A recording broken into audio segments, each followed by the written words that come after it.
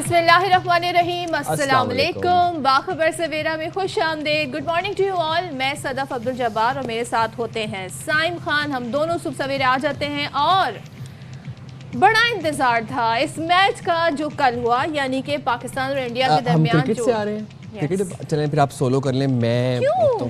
Why? नहीं, मेरे अंदर सकत नहीं है मजीद जो कल बैट बॉल खेली गई है उस पर बात करने की। ओहो, आप करें। सभी दिल बर्दाश्त हैं, सभी दिल बर्दाश्त हैं। और हमें वैसे मुझे होप, मैं आपको बता दूं, मुझे ज़्यादा उम्मीद नहीं थी, बट स्टिल कहते हैं ना T20 है, सो T20 में कुछ भी हो सकता है। अब मैच का आगाज़ क्या हुआ? मैच का आगाज़ जब होता है तो पता चलता है जी पाकिस्तान ने टॉस जीत ली।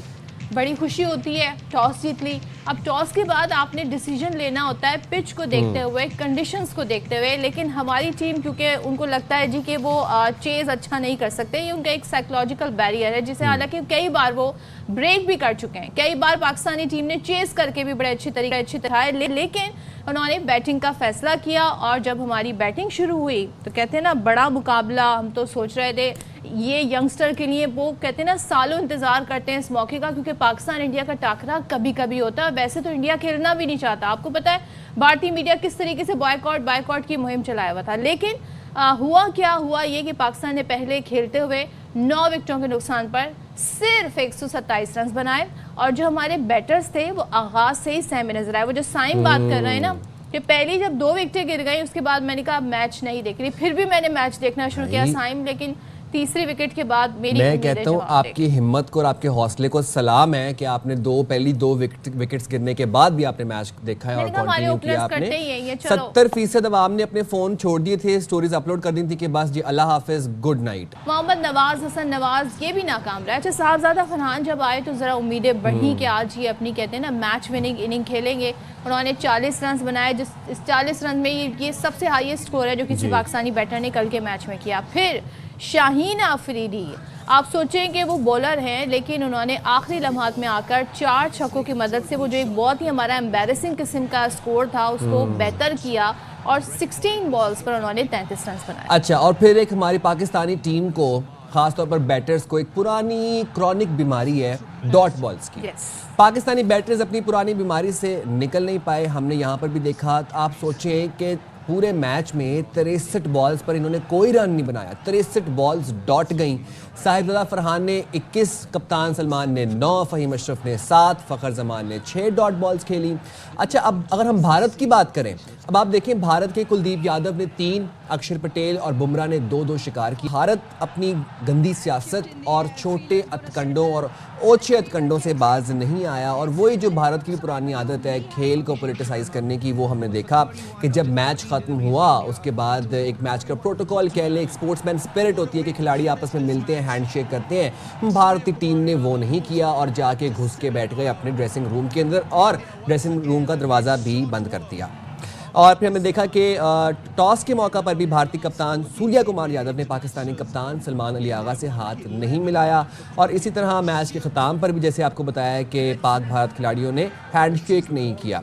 और एशिया कप की तकरीबी रोनुमाई पर भारतीय कप्तान सलमान आगा ने मोहसिन नकवी से हाथ मिलाया था, आपको याद होगा। तो कितना वावेला मचाया था गोदी मीडिया ने उस टाइम पर। अच्छा, वैसे गोदी मीडिया भी ना एक अलग ही चिक चिक चिक चिक में शुरू हुआ था। और अर्नब गोस्वामी ने तो खैर जिस तरीके से गले फाड़ के ब्रॉडकास्टर्स को, स्पॉन्सर्स को चीखे मार के पुकारा, लेकिन फायदा कोई नहीं हुआ। चीखों पुकार का नतीजा क्या निकला? तमाशाई तो आए हुए थे स्टेडियम में। यानी कि भारत का जो इंतहा पसंद मीडिया है उसकी नफरत और जो सियासत है वो किसी काम ना आई। और जहरीली ट्रांसमिशन, मतलब मैं इसे जहरीली ही बोलूँगी, ये जो जहरीली ट्रांसमिशन होती है ना इंडिया से, तमाशाइयों को स्टेडियम में आने से नहीं रोक सकी। वो तो बॉयकॉट की बात कर रहे थे, वो तो सचिन तेंदुलकर बड़े बड़े प्लेयर्स के नाम लेके उन्हें सुना रहे थे कि आपकी ऐसी क्या मजबूरी है, आप क्यों नहीं बोलते हैं। तो जरा सुनते हैं उनका मीडिया, थोड़ी देर बर्दाश्त कर ले माजरत के साथ। पूरा स्टेडियम आपको ग्रीन और ब्लू में नजर आ रहा था। 85% से भी ज्यादा सीट्स फुल थी। और एंड में जब शाहिद साहब तो खैर दुबई में थे, तो जब 3-4 बजे उनसे बात हो रही थी तो वो बता रहे थे कि ऑलमोस्ट 98% टिकट्स जो है वो फरोख्त हो चुके हैं। बिल्कुल। अच्छा, चलें जी इसी पे बात कर लेते हैं। हमारे साथ मौजूद है शाहिद हाशमी, नुमाइंदा खेल और पाकिस्तान के मायनाज क्रिकेटर, साबिक टेस्ट क्रिकेटर तौसीफ अहमद साहब। तौसीफ साहब, आपसे आगाज़ करती हूँ। Good morning to you. सबसे पहले तो ये बताइएगा, ठीक है हमारी टीम जो है उस पोजीशन में नहीं थी, सबको पता था कमज़ोर टीम है, भारत की टीम की एक अच्छी पोजीशन थी, बट स्टिल आप फाइट जो है वो करते हैं, you put up a fight, खेल के हारते हैं, स्कोर एक ऐसा बनाते हैं। और जब आपने खुद चूज़ किया हो कि हम बैटिंग करेंगे आफ्टर टॉस, तो ये क्या सिलसिला हुआ? हमारे ओपनर्स और बैटर्स ने कल क्या किया तौसीफ साहब? जी शुक्रिया। देखें, एक तो पहली बात ये, अभी जितना आपने 5, 7, 8 मिनट की जो बातें की हैं, सारा ये तो सबको अंडरस्टैंड करना चाहिए, हम पब्लिक को भी हमारी और प्लेयर्स को भी, कि जब ये लोग कुछ भी कर सकते हैं। हालांकि इनका इवेंट है ये और जाहिर है खेल रहे हैं, बट इन्होंने तो सोचा हुआ है कि हम कोई गंद मचानी है, तो वो अपना भी ख्याल नहीं कर रहा है और वो चाह रहे हैं बस डैमेज करें। तो ये हमारे जहन में पहले से है, मेरे तो जहन में है कि ये कुछ भी कर सकते हैं, चाहे वो प्रेस कॉन्फ्रेंस से लेके बाद तक। अगर नहीं मिलाया, हाथ नहीं मिलाया, अगर मिला लिया उन्होंने, जाहिर अंडर प्रेशर तो उनके सारे प्लेयर हैं ना, और मीडिया उनका जो है वो किसी को भी नहीं बख्शता, पुराने प्लेयरों को भी नहीं बख्शता। एक जो टीम जीतती है वो उस टीम से जरूर उनको जाके अप्रिशिएट एटलीस्ट करती है जो हार गए होते हैं। ये आप स्पोर्ट्समैन स्पिरिट कह रहे हैं या आप बड़ेपन का मुजाहरा कर रहे हैं, वो हमें नहीं नजर आता इनकी टीम में। वो बड़ेपन तो है ही नहीं ना, बड़ापन कहाँ से हो गया? बड़ापन उनका वहीं खत्म हो गया जब इन पे चोटें लगी हैं इतनी जोर जोर से। और मैंने तो ये भी कहा था कि भाई ये खेल है, हम सभी कह रहे हैं ये खेल है। ये राफेल आपके जो गिराए हैं, हमारे इन बच्चों ने, प्लेयरों ने नहीं गिराए, ये तो हमारे जवानों ने गिराए। आप किस चक्करों में हो? और अगर आपको इतनी तकलीफ हुई है तो ना आओ खेलने भैया, नहीं बाइकआउट कर जाओ। तो सीफ भाई, मतलब ये बात तो तय हो गई कि हम विकेट से अच्छी राफेल्स गिरा लेते हैं। बिल्कुल गिरा लेते हैं, और नहीं उनको क्या खुन्नस है मुझे समझ नहीं आ रही। और दूसरी बात ये है कि यार पूरी दुनिया देख रही है। बता रहे थे शाहिद भाई, कल मैं सुन रहा था कि एंड तक नहीं पता चल रहा कि खेलेंगे या नहीं खेलेंगे, वो वाली बात चल रही थी। बट आई थिंक, मुझे तो था कि ये इतना भी नहीं गिरेंगे, इससे ज्यादा गिर ही नहीं सकते जितना इस वक्त गिर गए। जो बाद में जो है कप्तान ने उनके जो आन के उसमें बात की है, उससे बढ़ के तो कोई चीज हो नहीं सकती। इसकी तो एक्शन लेना चाहिए। ये एशियन जो टीम है, इनको क्या प्रॉब्लम है? ये बात करें ना। नकवी साहब ने सबको बुला के बिठाया था। आप एशिया में खेल रहे हैं, एशिया वाले आप बताओ कि इन्होंने, इनके कप्तान ने जो आन के बात की या इससे पहले जो कुछ हो रहा था, आप क्या उसको अच्छा समझते हो? आपने तो बेड़ा गर्क कर दिया। इतना बड़ा मुल्क आप अपने आप को समझते हो, मैं समझता हूँ सबसे घटिया हरकत आपकी ये थी कि आपने, मुझे याद है उन्होंने फलस्तीन की हिमायत कर दी थी, तो उनको बैन करने की कोशिश की, उन्हें फाइन किया गया। यहाँ पर आकर आप सूर्या कुमार यादव पॉलिटिकल स्टेटमेंट दे रहे हैं, उस पे मुझे हैरत है कोई नोटिस नहीं हुआ जी। और अब आ जाइए आप खेल पे। ठीक है, वहाँ पे जो लोग मौजूद हैं, जाहिर है हमारे भी यहाँ के लोग गए में जो भी है वो रिपोर्ट दे रहे हैं, सारा कुछ है। बताया गया ये फ्रेश पिच है, शायद भाई नहीं, कल मैंने देखा, बताया फ्रेश पिच है, ऐसा ऐसा ऐसा ऐसा। ठीक है जी, सब कुछ है। वहाँ पर उनके जो एक पिच रिपोर्ट जो दे रहे थे, उन्होंने कहा कि जी यहाँ तो बहुत टर्न होगा और यहाँ पे बाद में मुश्किल हो जाएगी। तो क्या आप उसकी बातें सुन रहे थे? मुझे तो समझ नहीं आ रही। आप वो चाहते ही थे कि हमें पहले फील्डिंग करेंगे। वो आपने देखा, एक छोटी सी टीम के खिलाफ उन्होंने फील्डिंग की थी और उनका मेन स्ट्रेंथ जो है वो चेस करना है। तो मुझे हैरत है कि आप चलें, आपने कर भी लिया। अगर कर लिया तो फिर उस तरह तो आपने खेला नहीं। अभी आपने खुद बताया 50 से 60 आपने डॉट बॉल्स खेली, और जिस तरह की क्रिकेट आप खेल रहे थे, ये हम अपनी टीम के बारे में ही बात कर सकते हैं। बाकी चीजें तो जो हुई हैं वो तो है ही, बहुत वर्स्ट हुई हैं। लेकिन आप किस तरह की खेल रहे हैं? आप समझ से बाहर है। एक नीचे का प्लेयर जाके आपको 30 से 40 रन देता है, उसमें सुफियान के भी 10-12 रन, 2 चौके उन्होंने मारे थे, और फिर शाहीन ने किए। तो आप लोग क्या कर रहे हो यार? मेरी तो हैरत है। देखिए, ये इससे पहले उन टीमों से खेलते रहे हैं। मैं कह रहा था ना आपको एक प्रोग्राम में कि आज अच्छा कहेंगे, कल थोड़ा सा इन पे नाराज होंगे, तो वो सिलसिला चल रहा है। इससे पहले आप जितने मैचेस खेले हैं ना, आप छोटी टीमों से खेलें और बड़ी टीमों से आप हारते रहें, चाहे वो साउथ अफ्रीका चले जाएं, आप और कई जगहों पे चले जाएं। तो आप उसको समझ रहे थे कि शायद आपकी जो है वो बैकअप पूरा हम तैयार हैं इसके लिए। नहीं, आप तैयार नहीं थे। आप 9वें और 10वें नंबर की टीम से खेल रहे थे और हमने आपको देखा कि आप किस तरह की, मैं पहले देखें छोटी छोटी चीज़ों को नहीं, पता नहीं है एहसन करना क्या चाह रहे हैं, एहसन का प्रॉब्लम क्या है। वो ये कहते हैं कि यार मुझे, उसे खुद, वो चालाक आदमी है, वो कहता है मुझे पता है कि इन्होंने जो है ना इतना नहीं करना ऊपर कुछ भी, मैं ऐसे ऑलराउंडर खिला दूं कि नीचे जाके 10-10, 20-20 अगर वो कर देते हैं मेरा स्कोर 140-50 हो जाता है। वो किसी एक को नहीं देख रहा, वो उसको सच पूछे तो साइम पे भी नहीं है, उसको और लोगों पे भी कोई उम्मीद नहीं नजर आती। तो ये उस तरह की कर रहे हैं, बट मैं समझता हूँ वर्स्ट डिसीजन। और अगर वो बात नहीं कर रहा है या कुछ नहीं कर रहा है तो नहीं करें यार, बात हमें क्या लेना देना। अब तौसीफ भाई, शाहिद भाई हमारे साथ मौजूद थे, उनसे भी जान लेते हैं, कल स्टेडियम में भी मौजूद थे। शाहिद भाई ज़रा बताइएगा, कल ये जो पाकिस्तानी क्रिकेट टीम ने बैट बॉल खेली है, आप तो ग्राउंड में मौजूद थे, क्या तासुरात देख रहे थे इनके चेहरों पर? बहुत घबराए हुए थे, बहुत डरे हुए थे। इंटरनेशनल कोचेज हमने रखे हुए हैं, हमें कोई एक काम की एक अच्छी शॉट आप मुझे बता रहे जो कल के मैच में इन्होंने खेली हो। शॉट सिलेक्शन नाकाम, क्रॉस बैट ये लोग खेल रहे थे, 63 डॉट बॉल्स इन्होंने खेली हैं। बिल्कुल ऐसा ही है। कोच ने बड़े आराम से एक जुमले में सारा सम अप कर दिया। उसने कहा कि we were batting in a frenzy. We were batting in a frenzy का मतलब है हम बिल्कुल मुंजमद हो गए थे, बिल्कुल डरे हुए भी थे कह सकते हैं, और हमने उनके स्पिनर्स को उनके हाथ से पिक नहीं किया। तौसीफ भाई आपको बताएंगे, वो खुद बड़े स्पिनर रहे हैं। स्पिनर को आप उसके हाथ से पकड़ते हैं कि उसका हाथ कहाँ जा रहा है, किस तरह की बॉल होगी।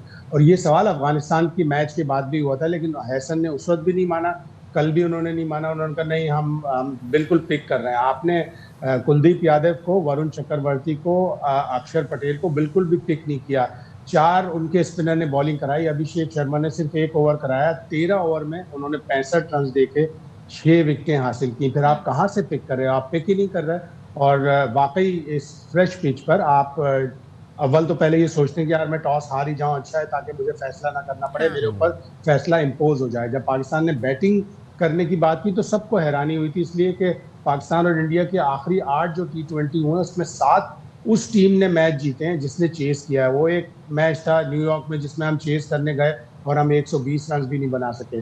तो या तो आप एक डिसीजन लेते हैं राइट और रॉन्ग, और फिर उसे कायद आज़म रहमतुल्लाह अलैह का कॉल है, I take a decision and then make it right. आपने मेक इट राइट भी नहीं किया, इतनी बुरी बैटिंग की।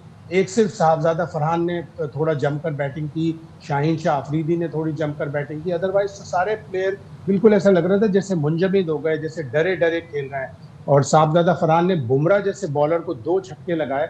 ये T20 इंटरनेशनल में सिर्फ 6 ऐसे बैट्समैन हैं जिन्होंने एक मैच में बुमराह को 2 छक्के लगाए, और ये पहला मौका था कि 13 इंटरनेशनल मैच पाकिस्तान के खिलाफ खेले हैं बुमराह, और ये पहली बार किसी पाकिस्तानी ने उनको छक्के मारे। तो इस तरह और भी बैटिंग कर सकते थे। सुफियान ने भी अच्छी बैटिंग की, तो ऐसा नहीं है कि ये बैटिंग के लिए बहुत ही मुश्किल पिच थी या भारतीय स्पिनर अनप्लेएबल थे। मुझे बताएं, साइम अयूब की हम बात करें, हम बड़ा उन पर रिलाय करते हैं। जिस तरीके से जब उनको इंजरी भी हुई थी सब परेशान हो गए थे कि क्या ये ठीक हो जाएंगे, ये एशिया कप भी आना है और बीच में एक और टूर्नामेंट भी था।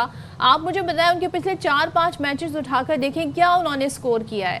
फिर आप हमारे जो बैटर हैं वो बॉलिंग कर रहे हैं, वो विकेटें ले रहे हैं। शाहीन आफरीदी जो कि बॉलर हैं वो बैटिंग कर रहे हैं। मतलब मुझे समझ नहीं आ रहा जिसका जो काम है वो क्यों नहीं कर रहा। इट्स गुड कि शाहीन आफरीदी ने आकर आखिर में स्कोर को बहुत मुनासिब सा कर दिया एक तरीके से, लेकिन ये मुझे स्ट्रैटेजी समझ नहीं आ रही पाकिस्तानी टीम की।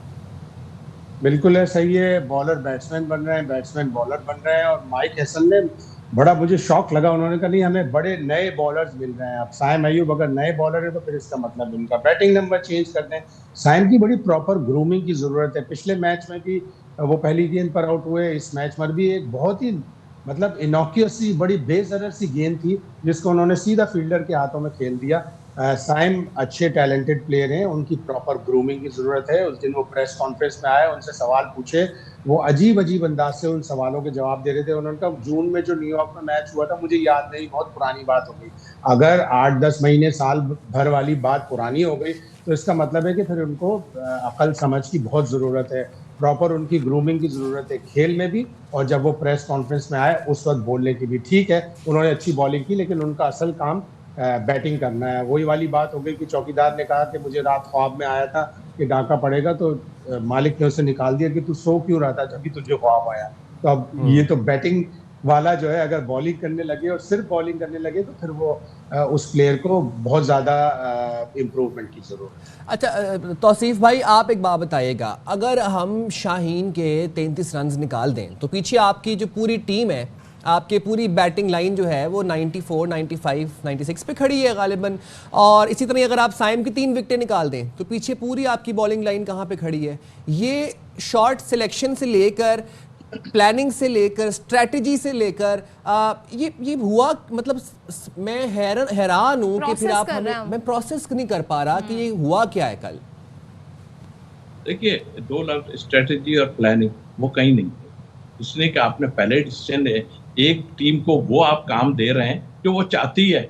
वो तो आप देखें, वो छोटी टीम के खिलाफ भी उन्होंने जो है वो पहले बॉलिंग कर ली थी अभी जो राउंड के मैच में। हमने छोटी टीम के खिलाफ, छोटी कहूंगा ना, ओमान की टीम है, आप इतनी मुश्किल से 160 रन कर सके, आपको 200 प्लस करना चाहिए था। मैं तो हमेशा कहता हूं, और हमारे बड़ों ने भी ये कहा है कि यार अगर इस टाइप की कोई टीम आए उसको दिखाओ कि हम कौन हैं और हम किस तरह खेलते हैं।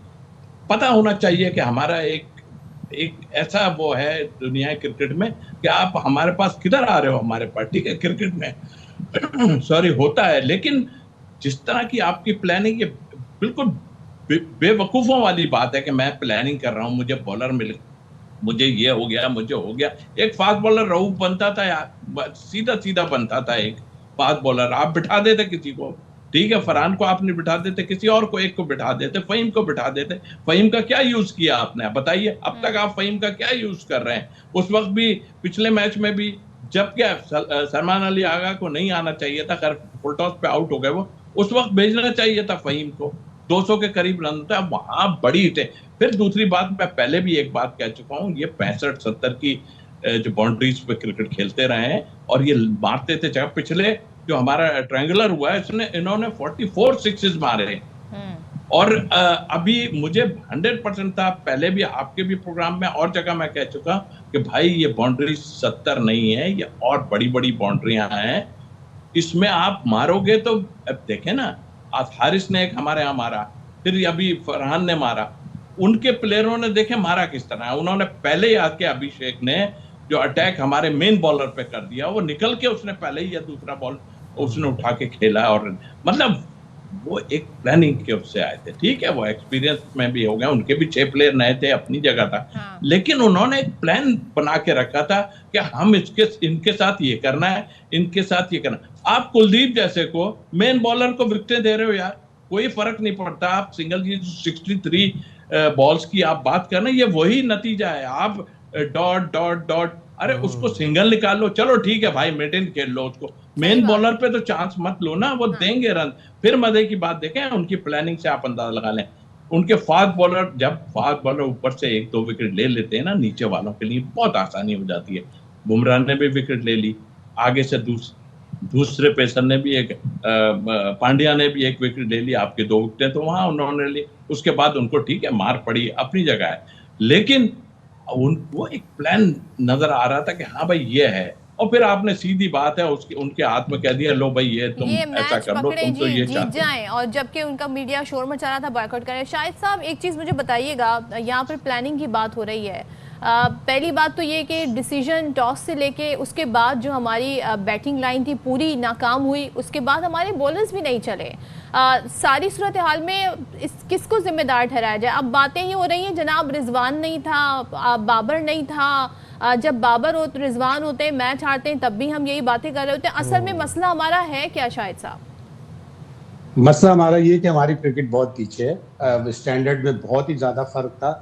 उनकी टीम दुनिया की टॉप टीम है, वर्ल्ड चैंपियन है, एशिया कप की टाइटल होल्डर है, बहुत डिफरेंस है। उनके प्लेयरों ने जिस तरह निकल के शॉट मारे, हमारे प्लेयर तो बिल्कुल फ्रेंजीड, जिस तरह उस कोच ने कहा, फ्रेंजीड ही थे और बिल्कुल मुंजमद थे। हमारे प्लेयरों में वो टैलेंट, वो स्किल सेट ही नहीं नजर आया, स्पेशली स्पिनर्स के खिलाफ। अब आप देख लें, साइम अयूब को देख लें या हसन नवाज जो इतनी अच्छी बैटिंग कर रहे थे छोटी टीमों के खिलाफ। सॉरी आपके बात काट रहा हूँ, शाहिद भाई थोड़ी बात काट रहा हूं आपके, वो कोच ही इतना मुंजमद हो गया था, उसको लग रहा था कि किसी उसमें बिठा दिया है, मूर्ति बन के बैठा रहता है। उसकी हालत तो आप देखें, जिस वक्त वो उसके ऊपर कैमरा आता है तो लगता ही कहीं नहीं। चलो हमारे पास पहले जो कोच एक था वो तो परेशान होता था, अंदर जा रहा है कभी बाहर आ रहा है, ये बैठा है, इसकी शक्ल पे जो है पता चलता है कि 12 बज रहे हैं इसकी शक्ल पे। नहीं, ये उसका स्टाइल है, न्यूजीलैंडर्स इसी तरह के होते हैं, सॉफ्ट होते हैं, नहीं इतना ज्यादा हमारे वालों को स्टाइल चिल थे शाहिद भाई, तौसीफ भाई, ये लोग सब चिल थे और जो प्लेयर्स थे उनकी शक्ल पर डर खौफ नजर आ रहा था। इंडियंस जब बैटिंग करने आए नपे तुले पक्के शॉट्स खेल रहे थे, ये जब आए इनके डरे हुए थे और जल्दबाजी में शॉट्स मार रहे थे। बिल्कुल जल्दबाजी में शॉट मारे, और हमारे प्लेयर जिस तरह मैं कह रहा था, हसन नवाज इतनी अच्छी बैटिंग कर रहे थे पिछले मैचों में, वो स्पिनर्स के खिलाफ बड़ा बुरी तरह एक्सपोज हुए हैं। उन्हें जब इंडिया को थोड़ा सा मुश्किल हो रही थी, जब हमारे स्पिनर आए तो उन्होंने आराम से सुकून से सिंगल लिए, और हमारे कप्तान ने इतनी पीछे फील्ड ले रखी थी जैसे हमारे पास शायद 240-250 रन है। हम बाउंड्री रोकना चाहते हैं, बाउंड्री नहीं रोकना चाहते हैं, आपको थोड़े से प्लेयर, थोड़े से फील्डर सर्कल में लेके उनकी सिंगल भी रोकने होते। उन्होंने आराम से सुकून से सिंगल लिए, और जहां तिलक वर्मा को बुरी बॉल मिलती थी उसने चौका लगाया, छक्का लगाया। तो आपकी कप्तानी भी, आपकी फील्ड प्लेसिंग भी इतनी अच्छी नहीं थी, और ओवरऑल आप इतना बुरा गेम खेले और आपका टीम का डिफरेंस इतना नजर आया दोनों टीमों में, तो उसके बाद नतीजा यही निकला। बिल्कुल, और हमारे साथ इस वक्त एंकर पर्सन नजीबुल हसनैन भी मौजूद हैं, जरा उनसे भी जान लेते हैं वो क्या कह रहे हैं। नजीब, आपसे सबसे पहले तो जाहिर है सबके दिल दुखे हुए हैं और उम्मीद वैसे इतनी थी नहीं, बट स्टिल T20 कुछ भी हो सकता है, लेकिन टॉस जीतकर बैटिंग का जो फैसला है वो हमें महंगा पड़ा, या हम ये समझें कि बैटर्स के पास कोई स्ट्रैटेजी नहीं थी। बॉलिंग की बात मैं बाद में करूंगी, असल जो आप समझे कि मेन रीज़न क्या है इस सारे मैच में जो गलतियां हमसे हुई हैं। ऑब्वियसली काफ़ी डिसअपॉइंटिंग गेम रहा, किसी को भी ये उम्मीद नहीं थी कि पाकिस्तान जीतेगा, लेकिन हमें ये था कि पाकिस्तान की ये टीम लड़ेगी, मुकाबला करेगी, इतनी बुरी तरह ना हारे। एक वन साइडेड मुकाबला हुआ, और जहाँ तक टॉस की बात है, डेफिनेटली इनको को टॉस जीत के पहले बॉलिंग करनी चाहिए थी, क्योंकि शुरू में ही नज़र आ रहा था कि यहाँ पे ड्यू पड़ेगी, जिसका ये बिल्कुल फ़ायदा नहीं उठा पाए। और साथ साथ जहाँ आप कहें कि टॉस जीत कर इन्होंने बैटिंग की, तो बैटिंग बुरी भी बहुत की, शॉट सिलेक्शन बहुत ख़राब थी, गेम अवेयरनेस किसी के पास नहीं है। पाकिस्तान क्रिकेट में देख के बहुत तकलीफ़ होती है कि हम कितनी बुरी तरह स्ट्रगल कर रहे थे। बार बार हम यही कह रहे थे पाकिस्तान के पास एक ही चांस है कि ऑल आउट जाए, सारा प्रेशर इंडिया के ऊपर होना चाहिए, because they are the favourites, they are the number 1 team, they are the defending T20 champion. तो उनको सोचना है, हमको थोड़ी सोचना था, लेकिन पाकिस्तान की टीम जो है वो ये ना कर पाई और बहुत ही कमज़ोर नज़र आई। अच्छा नजीब, वैसे तो मेरे हम नाम है, लेकिन साइम हमें मुसलसल नाकाम नज़र आ रहे हैं। एक और गोल्डन डक पे कल हमने उनको आउट देखा, आपको क्या लगता है, क्या अब उनको मज़ीद इवेंट में चांस मिलना चाहिए? राय नहीं कि साइम में टैलेंट है, उनमें स्किल है, लेकिन अगर वो डिलीवर नहीं कर पाएंगे तो ऐसे टैलेंट और स्किल का क्या फ़ायदा। मुझे नहीं समझ में आ रहा कि माइक हैसन और सलमान अली आगा उनको ऑलराउंडर बनाने के चक्कर में उनको उनके मेन काम यानी बैटिंग से दूर क्यों कर रहे हैं। वो मुझे लगता है अब सारा फोकस उनका बॉलिंग पे चला गया है, वो बैटिंग नहीं कर पा रहे हैं। ओमान के ख़िलाफ़ भी कुछ नहीं कर पाए, यहाँ भी कुछ नहीं कर पाए, लेकिन कल उन्होंने 3 विकेटें ली। तो ये गलत है, क्योंकि जो मॉडर्न डे क्रिकेट के स्टाइल की बैटिंग है वो बहुत अच्छी कर सकते हैं। उनका फोकस अपने प्राइम जॉब यानी कि बैटिंग पर होना चाहिए, वो हट रहा है। जहाँ तक उनको आगे चांस देने की बात है, तो आपके पास पीछे कौन से डॉन ब्रैडमैन बैठे हुए हैं जो आप साइम को बिठा के किसी और को खिला देंगे। कल तक हम बात कर रहे थे कि साहबजादा फरहान को बिठा दें, अब हम बात कर रहे हैं कि साइम को बिठा दें। थोड़े दिन पहले बात चल रही थी और अभी भी चल रही है कि हारिस तो कुछ भी नहीं कर रहे हैं, उनको भी बिठा दें। तो इस टीम में फिर बचेगा कौन? तो प्रॉब्लम ये है कि this is the pool of players you have, आपको इन्हीं के साथ स्टिक करना है और थोड़ा सा पेशेंस दिखाना पड़ेगा। ऑब्वियसली इंडिया और पाकिस्तान के, जैसे मैंने कहा कि क्रिकेट में इतना गैप है कि आप ये नहीं एक्सपेक्ट कर सकते कि फ़ौरन से आपको रिजल्ट्स देना शुरू कर दें और इंडिया जैसी टीम को हरा दें। लेकिन नजीब, जब हम बात करते हैं इन्हीं प्लेयर्स की, तो फिर ये भी बताया जाता है कि जी इनको मौका नहीं मिलता, इन्हें चांस नहीं मिलता। अब इससे पहले ट्राई सीरीज़ भी हुई, उसके बाद ये सीरीज़, ज़ाहिर है उस वक्त वो टीमें कमज़ोर थी। लेकिन अगर हम मोहम्मद हारिस की बात करें, इससे पहले साइम की कर रहे थे, ये जो शॉट खेलते हैं बड़े इंतहाई गैर जिम्मेदाराना शॉट खेल के आउट होते हैं, ये मुझे समझ नहीं आता कि उस वक्त इनके असाब पे मैच सवार हो जाता है, क्या सिचुएशन होती है ये? देखिए, I am very clear about Mohammad Haris. वो बहुत खुश नसीब हैं कि वो इस लेवल पे क्रिकेट खेल रहे हैं। वो बहुत लकी हैं कि उनको पाकिस्तान टीम में इतना मौका मिल रहा है। ये कसूर उनका नहीं है, ये हमारा है कि हमने विकेट कीपर का T20 में दूसरा कोई ऑप्शन तैयार ही नहीं किया। रिजवान के बाद मोहम्मद हारिस, और मोहम्मद हारिस के लिए कभी कहते हैं वो नीचे नहीं खेल सकते, उनको ऊपर मौका दो। ऊपर वो एक मैच में करते हैं, उसके बाद वो नहीं करते। मैं बार बार कह रहा हूँ कि जब भी मुश्किल कंडीशन या क्वालिटी बॉलिंग आएगी, मोहम्मद हारिस हमेशा स्ट्रगल करेगा। उनकी टेक्निक में बहुत फ्लॉ हैं, उनकी इस लेवल में जगह नहीं बनती है। बहुत जल्द आपको ये रियलाइज़ करना होगा और आपको मूव फॉरवर्ड करना है। अभी तो आपके पास कोई ऑप्शन नहीं है। ज़ाहिर है आप उनको बिठा के साहबजादा से विकेट कराएंगे, वो पहले ही बैटिंग में इतना स्ट्रगल कर रहा है, वो विकेट कीपिंग करेगा तो क्या होगा। आपने पता नहीं उनको क्यों बैकअप विकेट कीपर के तौर पर रखा हुआ है। तो यहाँ जो हम बात करते हैं कि इस टीम में ट्यूनिंग होगी, आगे जाके कुछ चेंजेस होंगे, तो वो ये चेंज मुझे दिखाई दे रहा है कि अगर हारिस ने जल्दी कंसिस्टेंटली परफॉर्मेंस नहीं दी तो उनकी पाकिस्तान टीम से छुट्टी हो जाएगी। ठीक है, हमारे साथ तौसीफ भाई और शाहिद भाई मौजूद हैं। तौसीफ भाई, एक बात आपसे पूछना चाहूँगा। जिस तरह अभी नजीब ने भी कहा कि पता नहीं क्यों माइक हैसन और सलमान अली आगा साइम को ऑलराउंडर बनाना चाह रहे हैं। जो उनका काम है, जो उनकी डोमेन है, वो उनको नहीं वहाँ पर प्ले करने दे रहे। आपका क्या इस बारे में कहना है? एंड सेकेंडली, ये जो बात हम देख रहे हैं कि हमने बॉलिंग लाइन में हमें फील्ड प्लेसमेंट कहीं पर नज़र नहीं आई, कोई स्ट्रेटजी नज़र नहीं आई, हेस्ट बहुत नज़र आया, इस पे क्या कहेंगे? सर, उनको तो जरूरत ही नहीं पड़ी ना, उनको जरूरत भी नहीं थी। उन्होंने पहले आते ही इतना एकदम अटैक कर दिया, उनको जरूरत ही नहीं पड़ी कि कुछ करें वो ऑनेस्टली। और जो है वो तो आराम से, अगर उनके और भी एक दो आउट हो जाते उसके बाद भी नीचे ऐसे प्लेयर थे कि सिंगल डबल करके उसको निकाल। देखिए, स्ट्रेटेजी पूरी खराब थी। अब कल मैं देख रहा था आपके उसमें प्रोग्राम, फरहान को बिठाने की बात हो रही थी। आई एम सॉरी टू से, क्रिकेटर बैठे हुए हैं सारे लोग, किस लिए यार आप फरहान को बिठाने की बात करें? आपके पास कौन लोग बैठे हुए हैं? आप साइम को बनाने की कोशिश कर रहे हैं, और भी तो लोग मौजूद हैं ना, उनको तो देखें। आप हारिस की बात कर रहे हैं। देखिए, मैं हारिस के पहले जब मैंने सोच लिया कि भाई इसको तो हटाने ही वाले नहीं है, तो मैंने भी हाथ ऊपर कर दिया। मैंने कहा भाई इसको ऊपर भेज के चांस ले लो। चांस लिया, उन्हें कर दिया। आप बॉडी लैंग्वेज तो देख लें, पता ही नहीं चल रहा, कोई शर्मिंदगी इनके चेहरों पे नजर आ रही है कि मैं कुछ नहीं कर रहा। उन्होंने प्लान किया, उन्हें पता था कि ये मिड विकेट मारता है, सिर्फ खुला जो है मिड विकेट की तरफ खेलता है। उन्होंने वहीं पे उसको आउट भी कर दिया, चलाई। कैसे ऐसी आप जो है वर्ल्ड क्लास बॉलर्स को आप इस तरह चला के कैसे छक्के चौके मार सकते हैं? बिल्कुल ठीक कहा, इतने कम रनों में आप मार खा लें, पहले ही उनको रन्स करवाते हैं, लेकिन आप प्रेशर तो डालें, उनके ऊपर तो डालें। आपने देखा कुलदीप के ऊपर उन्होंने स्लिप भी ली हुई थी, और भी करीब सारे लिए हुए थे। इसलिए ये नहीं था कि हमारी विकेटें खेल तो रहे थे ना, फरहान भी खेल रहा था, सब था, वो भी बैकफुट पे जाते, पीछे सारी फील्डिंग कर देते। नहीं, उन्होंने अटैक, ये एक अच्छी स्ट्रेटेजी का नतीजा होता है। माइक हैसन एक्चुअल देखें, हम उसे क्या कहेंगे, वो अपना काम करके निकल जाएंगे। वो ऐसी टीम में फंसा है जिसको बनाना है टीम को।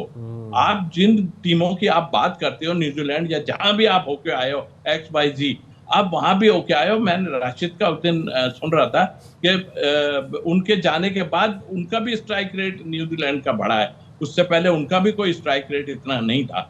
और सही बात है भाई, ये देखें, इनको बुला लिया गया, कोई भी नहीं आ रहा था, इनको बुला लिया गया, और बुलाया प्लेयरों ने, फ्रेंचाइज ने बुला के साथ कर दिया। ठीक है, आप हो गए अपने मुल्क में, लेकिन जिस टीम को आप संभाल रहे हो भाई, उस टीम में आपको देखना पड़ेगा कि ये टीम बिल्कुल जीरो से चल रही है। इसमें जो प्लेयर हैं वो बिल्कुल नए प्लेयर हैं। आप पहले, मुझे पता है, आप जो है वो आप अपने बैट्समैनों के लिए लड़ते रहे, ये तो आपको बाद में पता चला कि बाबर को ये नहीं लेने वाले हैं सब, इसलिए कि ये प्रॉब्लम है ये। तो फिर वरना तो आप बाबर पे पूरा, आपने कीपिंग के लिए बाबर को शुरू कर दिया, आपने और चीजों के लिए लोगों कर दिया, आप प्रॉपर कर ही कुछ नहीं रहे, दिखा नहीं। और सच्ची बात मैं आपको बताऊं, मैंने अपनी लाइफ में, ये नहीं कि हम हार रहे हैं या कुछ है, ये सारे 8, 10, 12, 15 मैच देख के सबसे वर्स्ट मैंने पाकिस्तान की टीम देखी है। इतनी खराब टीम मैंने आज तक नहीं देखी। और इतनी खराब परफॉर्मेंस में हुई है, बहुत सी हुई होंगी, लेकिन कंटिन्यू इस तरह की जो परफॉर्मेंस है, मैंने अपनी लाइफ में इस तरह की और वो कोई रिपीटेडली पाकिस्तान की टीम वही नहीं देखी। गलतियां हैं जो दोहराई जा रही होती। शायद साहब एक चीज़ और, ज़ाहिर है आप वहाँ पर मौजूद थे, आपने बड़ी मैचेस कवर किए हैं, एक स्पोर्ट्समैन स्पिरिट होती है जो हमें नज़र आती है, खासतौर पर जीतने वाली टीम बड़े दिल का मुजाहरा करती है। कल जिस तरीके से हैंडशेक नहीं हुआ, जो रवैया भारतीय टीम ने अपनाया, फिर आकर जो सूर्य कुमार यादव ने जो स्टेटमेंट दिया पोलिटिसाइज, मैच की सारी स्पिरिट को उन्होंने जो है वो बिल्कुल ही ख़त्म कर दिया। सो हम एक्सपेक्ट तो कर रहे थे, लेकिन ये रवैया, इतना प्रेशर है वो अपनी गवर्नमेंट से और अपने मीडिया से।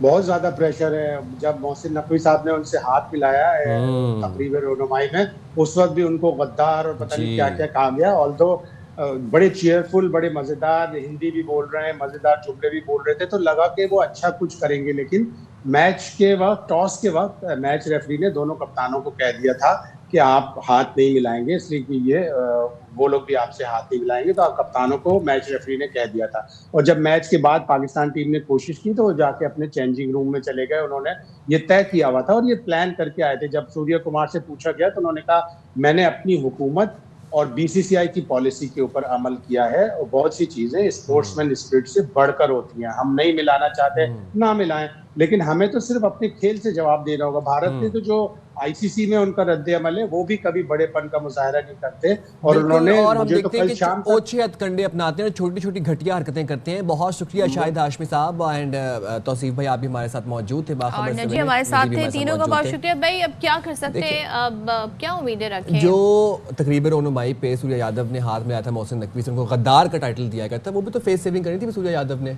गद्दार का टाइटल भी तो हटवाना था। स्टेटमेंट में नोटिस होना चाहिए। जब आप उस्मान ख्वाजा के ऊपर नोटिस ले सकते हैं तो इस पर क्यों नहीं? तो जाएंगे एक छोटी सी ब्रेक पे, हाजिर होंगे ब्रेक के बाद। स्टे राइट देयर विद अस।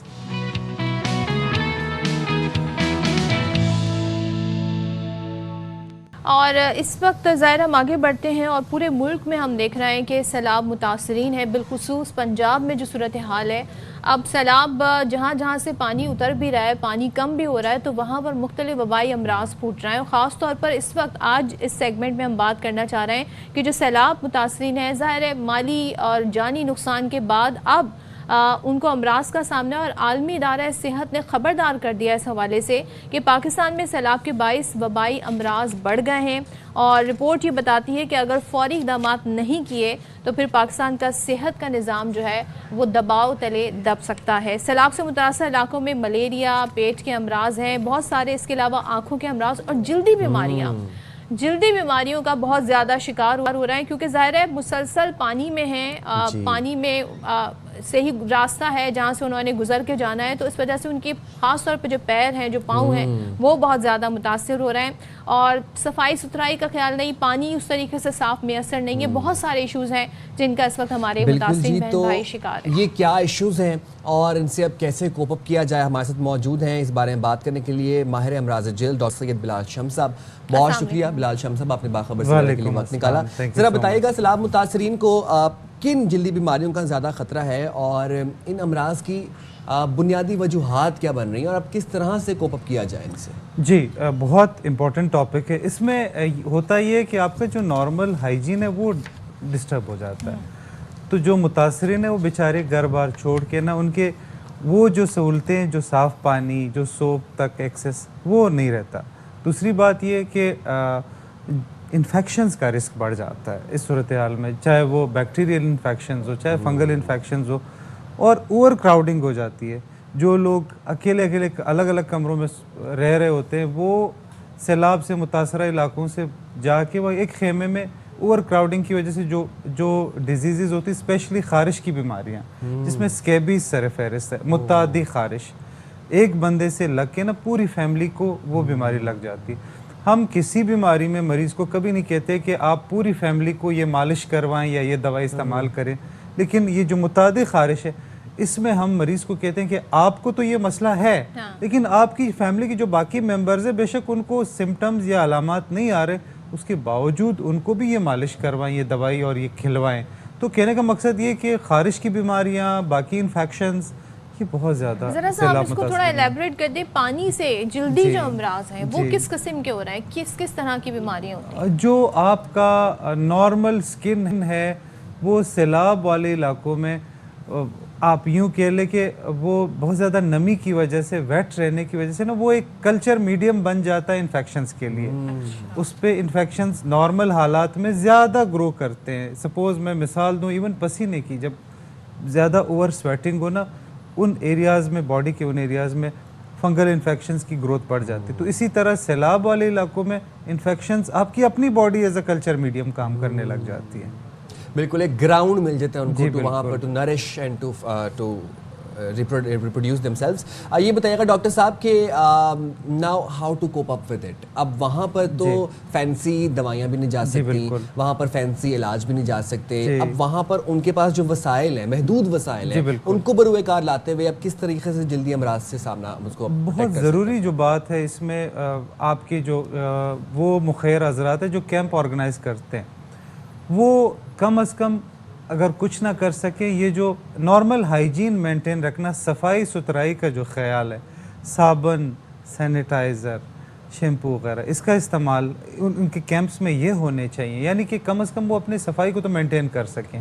उसके बाद जो बात आ जाती है, आपके पास अगर कोई माहिर अमराज जिल्द है उन कैंप्स में, उसका होना बड़ा ज़रूरी, क्योंकि अगर किसी को कोई स्किन का इशू हो रहा है तो उसको डायग्नोज करना, टाइमली मैनेज करना ही बड़ा इंपॉर्टेंट है, क्योंकि वो मसाइल होते छोटे पैमाने से फिर बाद में वो गंभीर हो जाते हैं। यानी एक छोटा सा इन्फेक्शन है वो फिर बाद में जो है ना एडमिशन तक पहुंच जाता है। तो उससे पहले नॉर्मल जो दवाइयाँ हैं जिसमें शरबत है, एंटीबायोटिक्स के टैबलेट्स हैं और ट्यूब्स हैं, इसी तरह एंटी फंगल्स जो भी हैं, वो आपके कैंप्स के अंदर होने चाहिए, जो बर वक्त वहीं पे डिलीवर हो सके, उन तक पहुंच अगर सके। ये चीज़ें मैसर ना हो फिर क्या करें? क्योंकि आपका जो बिस्तर है, वो आपका तकिया, वो सारी नमी में है और ज़ाहिर उसकी वजह से आपने उसी पे सोना है, कपड़े भी ऐसे हैं और आपने खुद ही मेंशन किया कि बहुत ज़्यादा खारिश जो है वो फैल रही है, तो खुद क्या कर सकते हैं? महविश, हम 2025 में रह रहे हैं और अल्हम्दुलिल्लाह पाकिस्तान में रह रहे हैं, कोई अफ्रीका वगैरह में नहीं, तो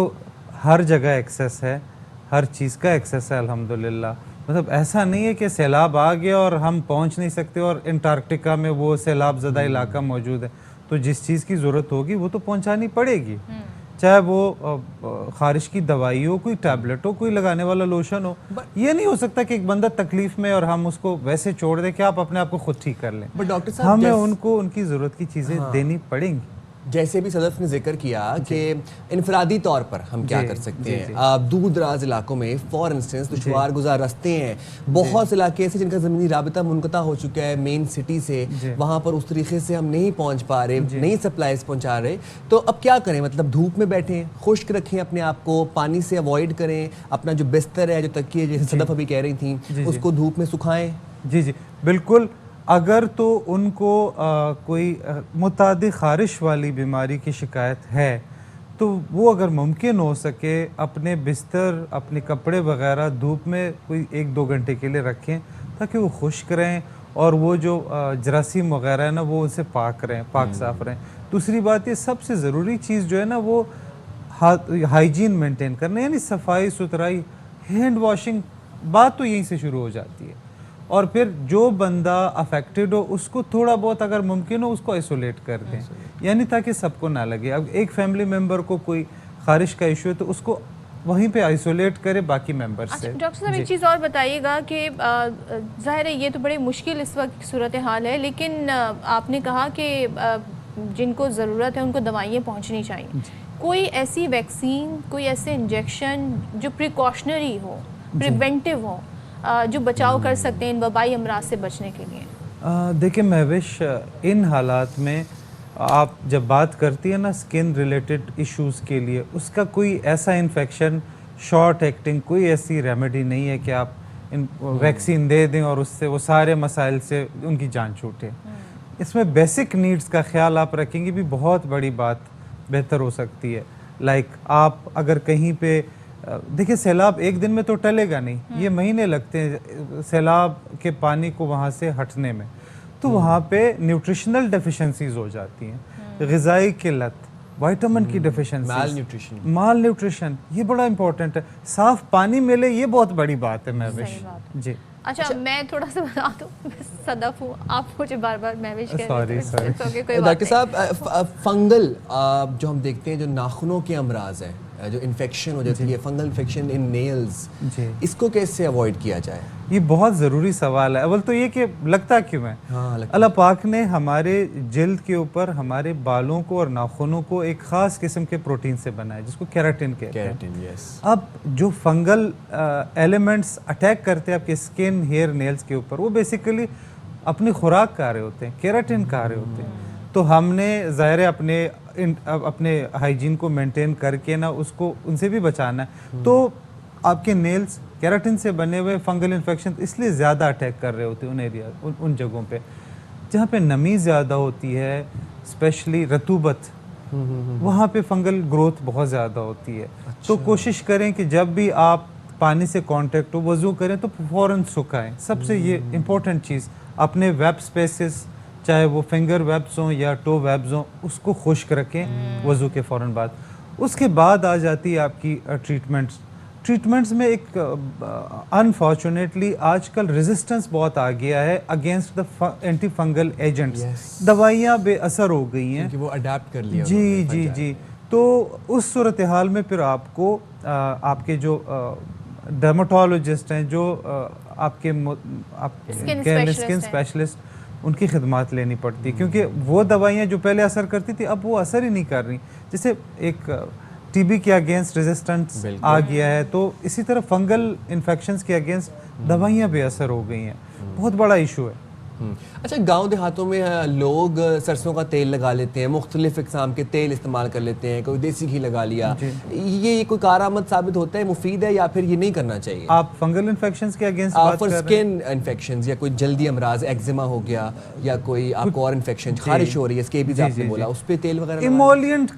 इमोलिएंट तो आप यूज़ कर सकते हैं एक्जिमा के अगेंस्ट, लेकिन तेल हर मसले का हल नहीं। कभी कभार तेल से और इश्यूज बढ़ जाते हैं। जैसे लोग खुश्की के लिए, खुश्की सिकरी डैंड्रफ के लिए तेल का इस्तेमाल करते हैं, उससे और मसला बढ़ जाता है। क्यों बढ़ता है? जिस फंगस की वजह से आपको सर के ऊपर डैंड्रफ आ रहा है, बेसिकली वो लिपिड लविंग यानी तेल खाने वाला फंगस है। तेल उसकी खुराक है।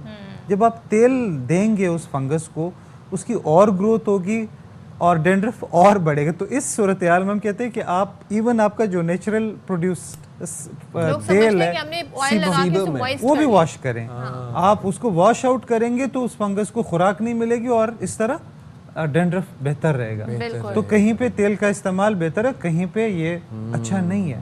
ठीक है, thank you so much. Doctor Bilal हमारे साथ थे और बहुत मुफीद मशवरे इन्होंने दिए हैं, और सफाई का ख़ास ख्याल रखें, और हम दुआ गो हैं जितनी मदद हो सकती है आप करें अपने सलाम मुतासिन बहन भाइयों। हम जाएंगे छोटी सी ब्रेक पे, हाजिर होंगे ब्रेक के बाद।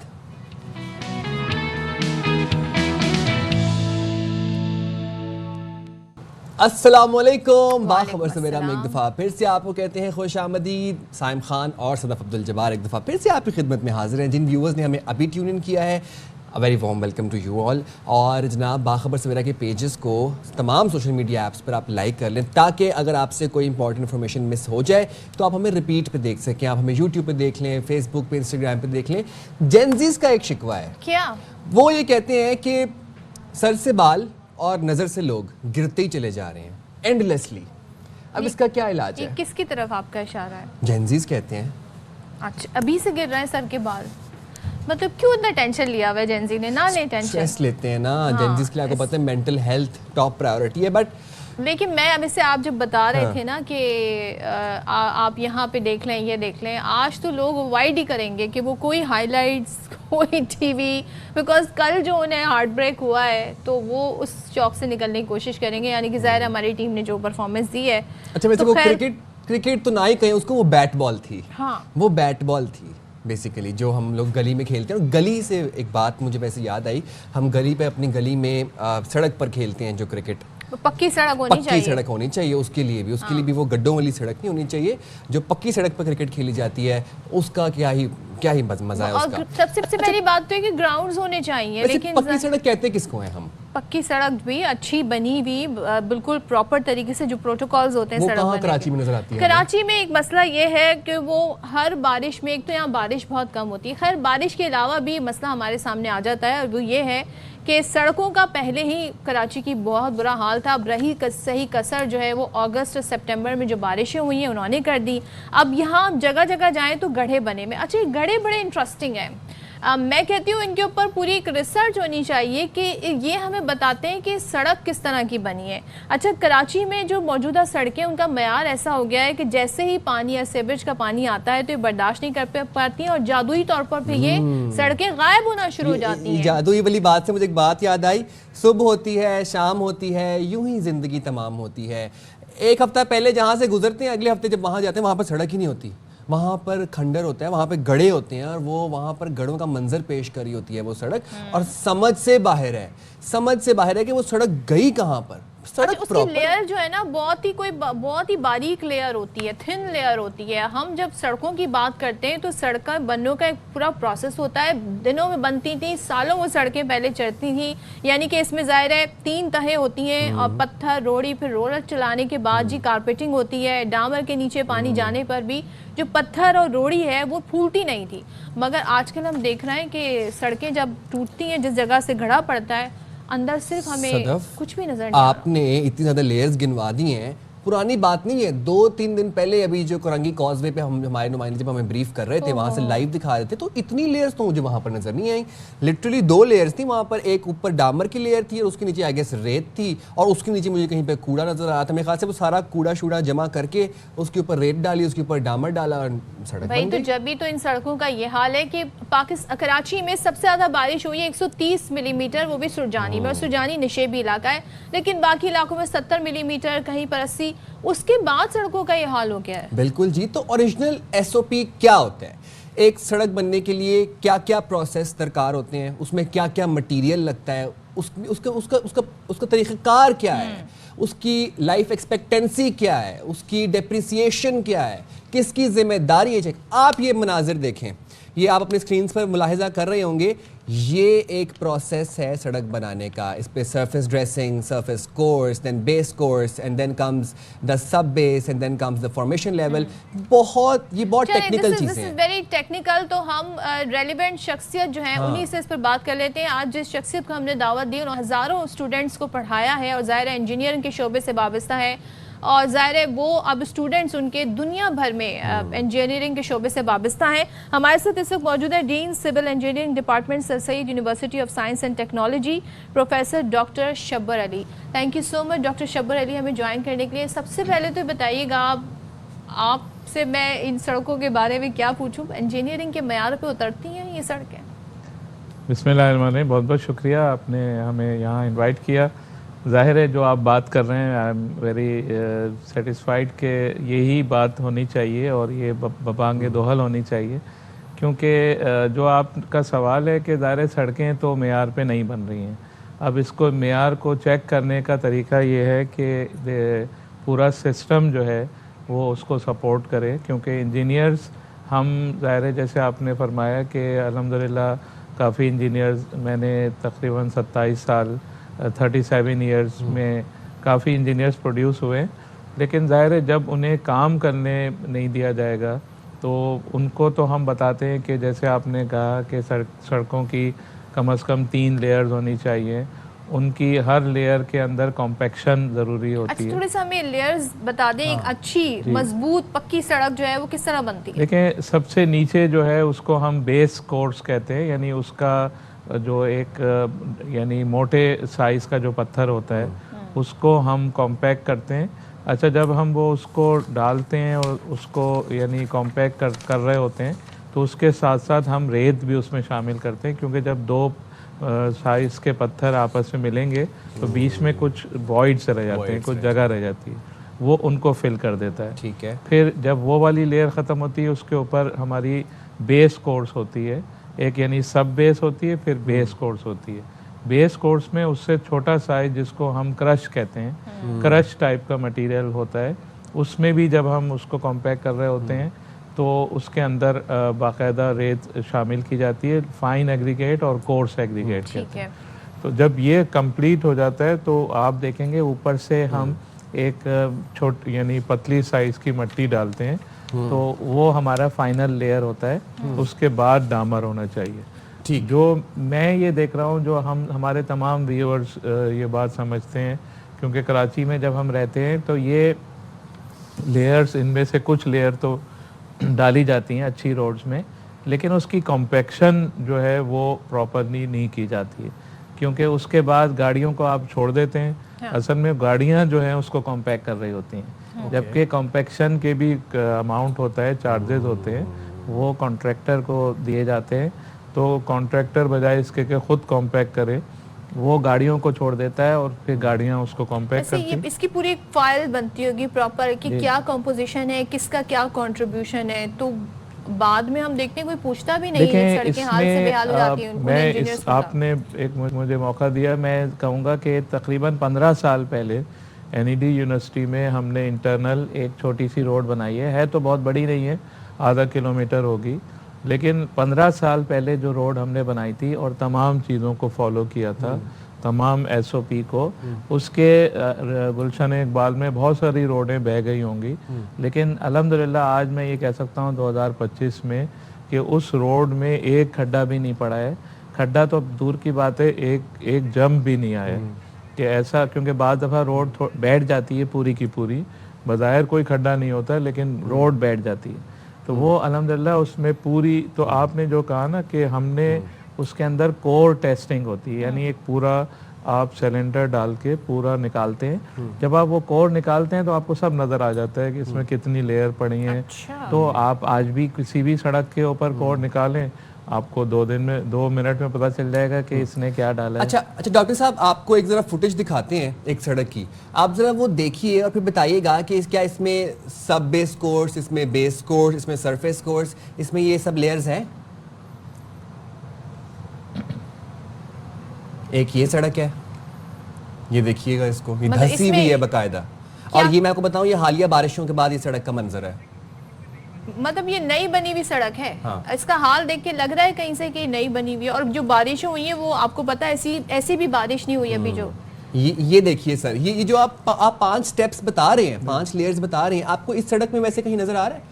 ये देखिएगा, ये अंदर से ऐसे निकली है रोड। जी यही इसी को मैं कह रहा हूँ कि कोर अगर ये कुदरत ने खुद ही निकाल के दिखा दिया आपको, तो आप ऊपर से ही देख सकते हैं कि इसके अंदर वो लेयर्स नहीं है। मतलब मैं आपके सवाल का जवाब ये दूंगा कि वो इतनी प्रॉपर तरीके से नहीं अगर बनाई। होती तो इतनी डैमेज ना होती। बिल्कुल, यानी असल में मैंने जैसे बताया ना कि ऊपर की सरफेस तो आपको स्मूथ राइडिंग प्रोवाइड करती है, लेकिन नीचे की जो 2 लेयर्स हैं, बेस कोर्स और सब बेस कोर्स, वो उसको कायम रखती है। अगर ऊपर से डामर निकल भी जाए, जैसे कुछ जो आपको नजर आ रहा है ना, डामर निकल गया है, तो डामर तो निकल जाता है। What's the difference? हम इस्लामाबाद में जितनी बारिश होती है कराची में तो उतनी होती नहीं है, वहाँ की रोड्स क्यों सही रहती हैं और यहाँ की रोड्स क्या, अगर ये प्रॉपर बनी हुई हो, आप जो लेयर्स बता रहे हैं वो सारे हो, तो ये डैमेज ना हो उसको? देखिए, मैं एक बात का ज़रूर जवाब दूंगा कि आपने शुरू में एक तस्वीर और शो की थी, हमारे व्यूअर्स ने देखी होगी कि 2 चीज़ें अहम हैं, लेयर्स भी इम्पॉर्टेंट है लेकिन उनका स्लोप भी इम्पॉर्टेंट होता है कि ऊपर से यानी इसकी बात कर रहे हैं? नहीं, आपने इसके बाद एक और दी थी, एक नहीं इसके बाद स्लोप की बात कर अच्छा, रहे हैं। वो वाटर डायरेक्शन को डायरेक्ट करता है। नहीं, इसके बाद एक तस्वीर दी थी ये वाली जी। ठीक है। तो इसमें आप देख सकते हैं कि आप जब स्लोप देते हैं ना, तो सही डायरेक्शन में अगर आप स्लोप दें तो पानी खुद बह जाता है। अपना तो रास्ता पानी को अपना रास्ता बनाने में कोई मसला नहीं है, लेकिन आपने दोनों तरफ से यानी आपने वो दे दिया है, फुटपाथ दे दिए हैं और बीच में सड़क बनाई है, तो कहीं पानी का निकासी नहीं है। तो अब हर चीज़ यानी असल में इंजीनियरिंग प्रैक्टिस जो मेरा अपना ख्याल है, मैं ये कहूँगा कि वो प्रॉपरली फॉलो नहीं हो रही हैं। अगर इंजीनियरिंग प्रैक्टिसेस फॉलो करने दिया जाए, जो इंजीनियर्स हैं उनसे काम करवाया जाए, तो कोई ऐसी रॉकेट साइंस तो ये है भी नहीं। आपने खुद देखा कि कोई ऐसा मसला नहीं है। हमारे मुल्क पाकिस्तान में, इस्लामाबाद में सड़कें इतनी जल्दी नहीं बहती हैं क्योंकि वहाँ पे बेताशा बारिश भी होती है। लेकिन सिर्फ अगर, और फिर खुद कराची में मैंने अभी बहुत सारी सड़कें तो देखी ये हैं। किसको जिम्मेदार ठहराए? ये ज़रा सा ये एक फुटेज हम और दिखा रहे हैं, आप ज़रा हमारे नाजरीन के लिए एक्सप्लेन कर दें। ये पानी जो है सड़क के रोड के अंदर जा रहा है और उसके बाद ये रोड इस तरीके से डैमेज होना शुरू हो गई है। ये हम देख रहे हैं ये फैक्टर, जबकि आप देखें अगर इसके नीचे प्रॉपर बेस हो जो आप लेयर्स बता रहे हैं तो फिर डैमेज इस तरीके से क्योंकि डामर के नीचे रेत है और पानी नीचे जाके रेत को खिसका दिया, अपनी जगह से हिल गई रेत और वो डामर सारा। असल में वही मैंने जैसे आपसे अर्ज की कि ये जितना पानी तो जाता है, पानी तो जब आप बारिश होगी तो पानी तो अंदर परकुलेट करेगा, लेकिन उसको रोकने के लिए आपने अगर नीचे की लेयर को इतना कॉम्पैक्ट किया होगा, यानी उसको मजबूत तरीके से बनाया होगा, तो पानी वहीं रुक जाएगा। तो ऐसा नहीं है कि पानी आप उसको रोकने के लिए कोई अलग बंदोबस्त करें। ये जो ऊपर का डामर होता है, जिसको हम डामर कहते हैं या इंजीनियरिंग ज़बान में एसफॉल्ट कहते हैं, एसफॉल्ट के अंदर भी डामर भी होता है, उसके साथ बहुत ही पतली रेत होती है। तो ये दोनों मिलके बड़ा अच्छा काम करते हैं। तो मैं समझता हूँ जब आपने ज़िम्मेदार की बात कही है कि इसमें मटेरियल की इम्पोर्टेंस होती है, आप क्या इस्तेमाल कर रहे हैं, इसके बाद उसकी वे ऑफ कंस्ट्रक्शन की अहमियत होती है। जैसे आपको कागज़ में तो हमने लिख दिया कि हम 3 लेयर डालेंगे, हर लेयर को कॉम्पैक्ट करेंगे, लेकिन वहाँ पे वो चीज़ नहीं है। तो वहाँ जो देखने वाला एक्सीएन है वो उसकी ज़िम्मेदारी है कि उसको अलाउ ना करे कि ज़ाहिर आपके सामने एक चीज़ हो रही है। जैसे मैंने एग्जांपल दी एनईडी यूनिवर्सिटी की 15 साल पहले की रोड, मैं ख़ुद रात को 8-8 बजे तक वहाँ पे मैंने कंस्ट्रक्शन को मॉनिटर किया था, यानी जो एक्सीएन का काम था वो मैंने खुद किया था, मैं प्रोफेसर था वहाँ, लेकिन वो रोड आज तक नहीं बही है, वो भी बह सकती थी। लेकिन मसला ये अकाउंटेबिलिटी भी नहीं होती ना। आपने हमें टेक्निकल चीज़ें बताई, साथ ही रहेगा इस वक्त हमारे साथ जो शख्सियत है हमसे बात करेंगे और आप साबिक एडमिनिस्ट्रेटर कराची फ़हीमुज़्ज़मा सिद्दीकी साहब हमारे साथ हैं और उनसे हम जानेंगे कि कराची की जो सड़कें उनका हाल ऐसा क्यों है, क्या माजी में भी ये होता था, एक प्रोसीजर क्या होता है ठेका देने का, यानी ठेकेदार को वो सड़क बनाने का ठेका जो मिलता है वो कैसे मिलता है, एक इलाके का MNA या MPA जो है उसका क्या इसमें रोल होता है, सारी इशू पे बात करेंगे। Thank you so much Fahimuzzaman Siddiqui साहब बात करने के लिए। सर हम जानना चाह रहे हैं कि क्यों कराची की सड़कें पानी में ऐसे बह जाती हैं, पानी छोड़े सीवेज का पानी भी होता है उससे भी गड्ढे पड़ जाते हैं। तो ज़रा सा पहले बताइएगा तरीका कार क्या होता है, क्या पहले टेंडर दिया जाता है, वो अप्रूव होता है, उसके बाद ठेकेदार जो है फिर वो सिलेक्ट करता है, तो स्टेप बाय स्टेप हम प्रोसेस समझना चाह रहे हैं। देखिए सबसे पहले तो जो भी डिपार्टमेंट सड़क बनवा रहा है, चाहे वो KMC हो, चाहे वो KDA हो, गवर्नमेंट ऑफ सिंध हो, फेडरल गवर्नमेंट हो, सबसे पहले एक स्कीम बनती है। स्कीम के अंदर उसकी एक मेजरमेंट बुक बनती है कि भाई ये इतनी लंबी होगी, इतनी चौड़ी होगी। उसके बाद वो रोड अपने LCN या लोड कैपेसिटी के इसके ऊपर कितनी वजनी गाड़ियां चलेंगी, उसके हिसाब से रोड डिजाइन की जाती है। अच्छा, वो डिजाइन डिपार्टमेंट इंटरनली कर सकता है, उसके पास इंजीनियर्स होते हैं, या वो कंसल्टेंट से करा सकते हैं। अगर कोई बड़ी रोड है जिसमें अगर डिपार्टमेंट महसूस करता है कि उसको एक्सटर्नल हेल्प चाहिए तो कंसल्टेंट से डिज़ाइन कराते हैं। अच्छा, जब ये डिज़ाइन होता है तो उसके बाद इसके BOQs बनते हैं कि भाई इसके अंदर बिल ऑफ क्वांटिटी क्या होगा, इसकी एस्टिमेटेड कॉस्ट क्या होगी। उसके बाद जो है उसका PC1 PC वो बनता है और वो फिर टेंडरिंग के प्रोसेस में जाता है। उसके अंदर असूल ये है कि अगर कोई भी ठेकेदार, चाहे वो प्री क्वालिफाइड ठेकेदार क्यों ना हो, अगर वो जो डिपार्टमेंट की या कंसल्टेंट की अपनी कॉस्टिंग है उससे कम पे अगर ठेका दे रहा है तो इसका मतलब है कि वो डंडी मारेगा, वो चीज़ नहीं होगी। देखिए, सड़क बनाना कोई रॉकेट साइंस नहीं है। हक्कानी चौक गांधी चौक हुआ करता था पाकिस्तान चौक के, इसमें जो सड़क बनी हुई थी उसके अंदर आयरन फाइलिंग्स डाली गई थी। ठीक है, ये मैंने अपनी आंखों से देखा है। कराची में सड़कें नहीं टूटती थी, निश्तर रोड नहीं टूटती थी, चंद्रीगढ़ रोड जो मैकलाउड रोड होती थी नहीं टूटती थी, बंदर रोड इंजीनियर वॉकर ने 1915 में बनाई थी, वो नहीं टूटती थी। उसकी वजह थी कि बेसिक इंजीनियरिंग प्रिंसिपल्स हैं, उनको वो किया जाए। अच्छा देखिए, बेसिक इंजीनियरिंग प्रिंसिपल्स क्या हैं? एक तो आपने लोड कैलकुलेट कर लिया, आपने बेस, सब बेस, कोर, ये आपने सारा, उसके ऊपर एसफॉल्ट क्या होगा वो आपने सारे के सारा डिजाइन कर लिया। मगर दूसरी चीज ये समझने की जरूरत है कि सड़क का या बिचुमन का सबसे जो बड़ा दुश्मन है वो पानी है। तो इसलिए जब रोड डिजाइन की जाती है तो इस तरह से डिजाइन की जाती है कि इसका जो पानी का फ्लो है वो किधर से होगा। कराची में सोराब गोट सतह समंदर से 114 फीट अबव मीन सी लेवल है। कराची एयरपोर्ट 82 फीट सतह समंदर से ऊपर है। मौरीपुर रोड 5, 7, 10 फीट ऊपर है। ठीक है, तो जनरल फ्लो के जो स्लोप्स हैं उसका हमें अंदाजा हो जाता है कि भाई ये है। अच्छा, अब जब एक तो वो हो गया और दूसरा हमेशा सड़क जो है बीच में से उठाई जाती है और साइडों में स्लोप किया जाता है, क्योंकि साइडों में जो है आमतौर पे स्टॉर्म वाटर ड्रेन या नाली चलती है सड़क के साथ। ये हमेशा से होता था, ऐसा नहीं है कि होता नहीं था। अब क्या हुआ है?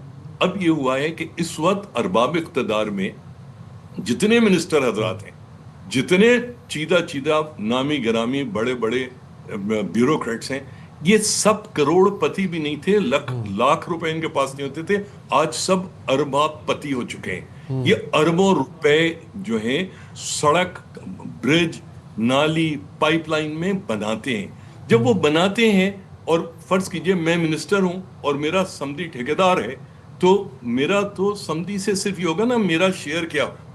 आज की सिंध, आज का कराची में जो राइजुल वक्त सिक्का है वो ये है। तो जब ये होगा तो मैं और आप बहस करते रहें, एक दूसरे को लॉलीपॉप्स देते रहें, कि रोड क्यों टूटती है। रोड इसलिए टूटती है कि जो रोड, एक और वजह है रोड जिसकी वजह से टूटती है, वो है लैक ऑफ अकाउंटेबिलिटी। अगर आप, मैं उसी तरफ आ रहा था फ़हीमुज़्ज़मान साहब, मैं उसी तरफ आ रहा हूँ बिल्कुल। फॉर इंस्टेंस मेरी अंडरस्टैंडिंग के लिए बिल्कुल अब सादा फहम में, एक सड़क है हबीब बैंक से बनी है बड़ा बोर्ड तक।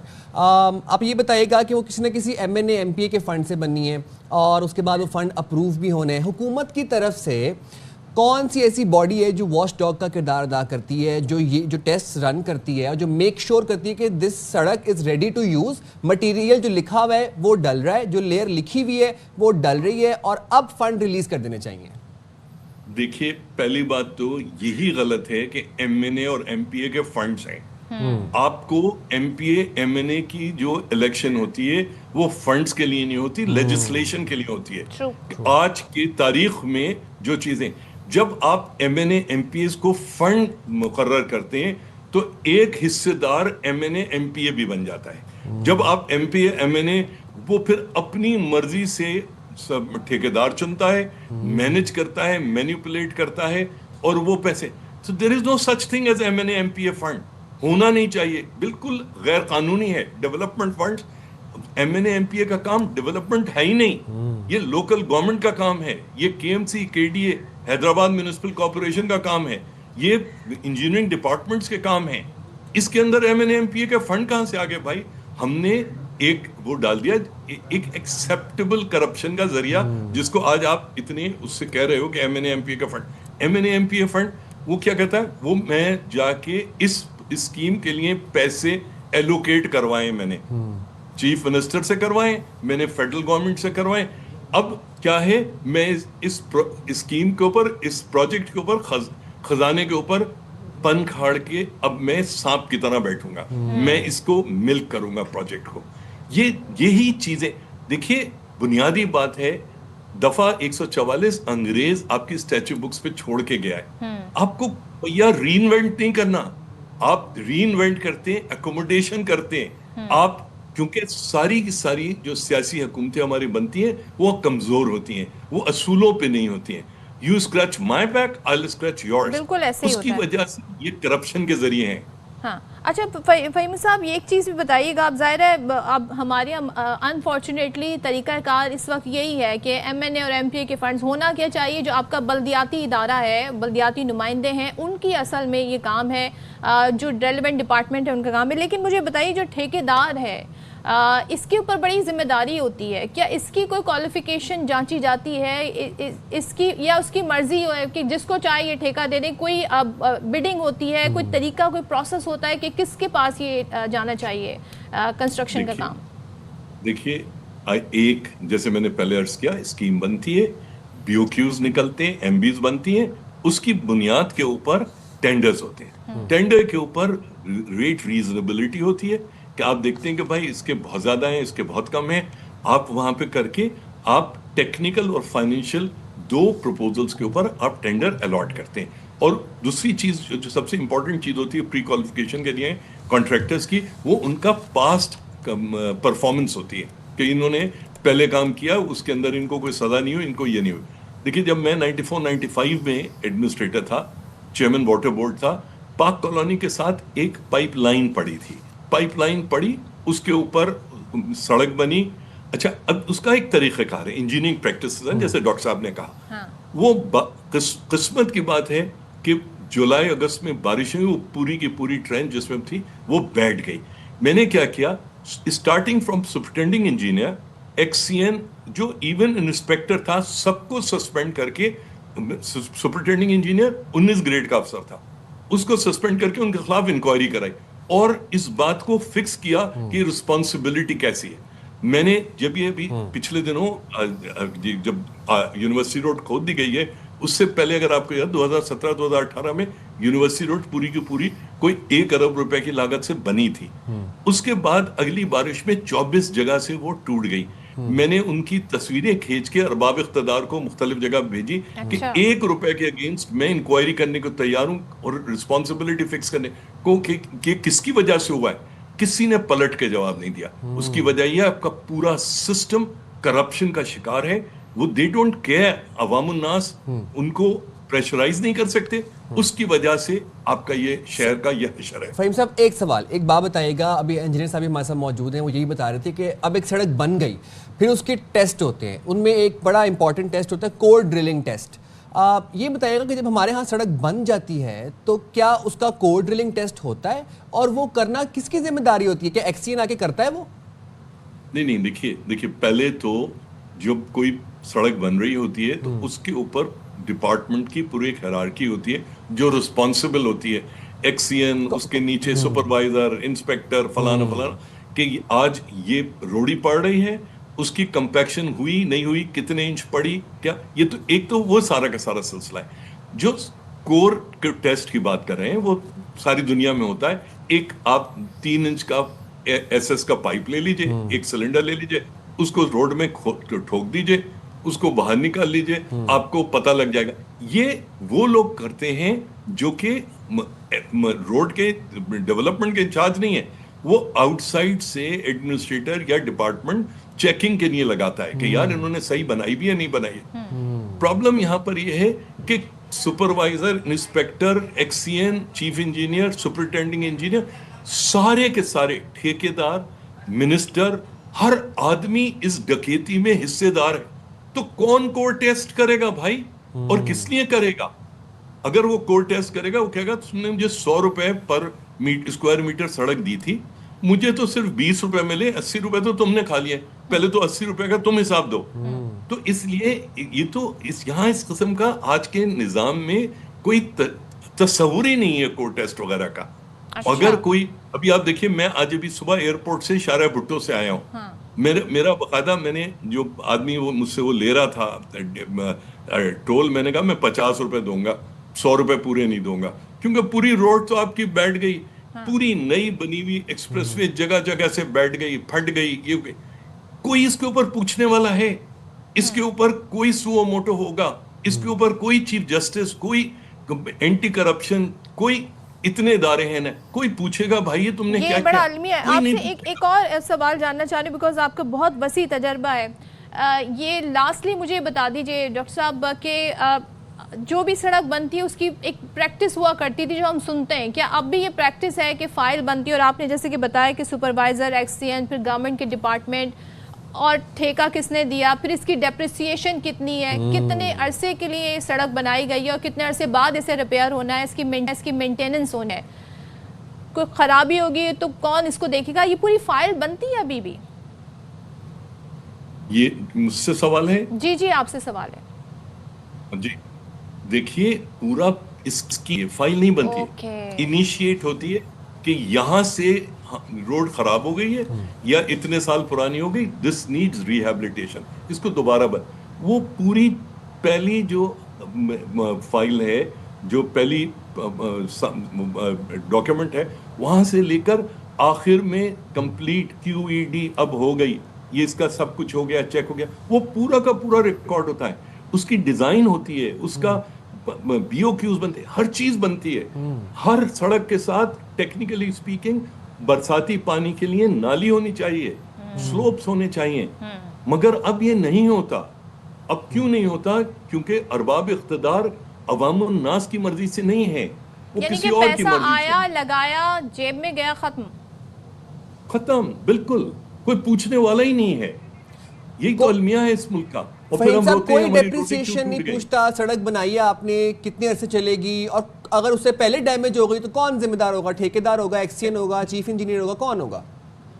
ऐसी कोई चीज नहीं है कि ये सड़क 10 साल के लिए बनी है। ये सड़क अगर इसके ऊपर जब तक लोड्स नहीं बढ़ जाते, पहले फर्ज कर लीजिए सुजुकी पिकअप्स चलती थी, अब ट्रेलर्स चलना शुरू हो गए, रोड उस हालत में डैमेज हो सकती है।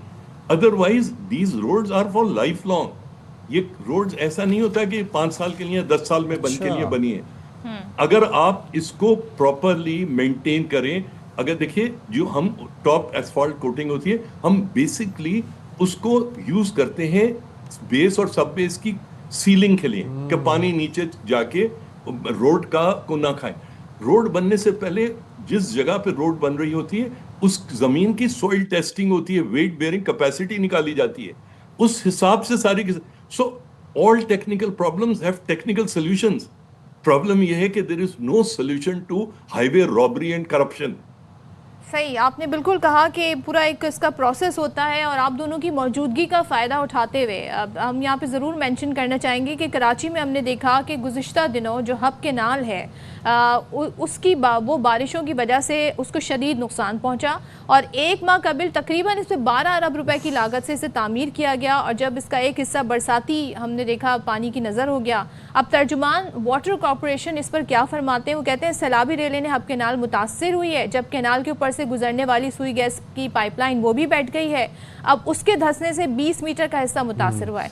तो क्या सूरत हाल रही? अफजल परवेज हमारे नुमाइंदे वहां पर मौजूद है, हमें जरा अपडेट करें। अफजल बताइएगा।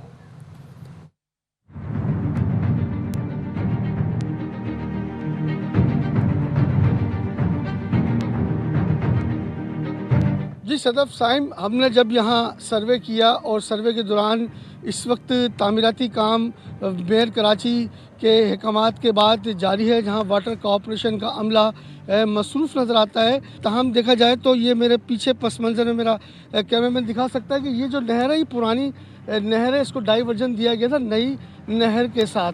अब नई हब केनाल की नहर जो सैलाबी रेला आया था, उसकी सबसे बड़ी मेन वजह जो यहाँ के मज़दूर और लोग बताते हैं कि पहाड़ी पत्थरों की एक भरमार थी बहुत बड़ी। सैलाबी भाव के अंदर जब वो यहाँ आई है तो उसने 20 किलोमीटर पर मुश्तमिल जो नई हब केनाल थी उसको मुतासिर किया। ये वो तमाम तर मलबा है जो नई हब केनाल जो टूटी थी, मुतासिर हुई थी, उसका ये 2 सूत का सरिया है।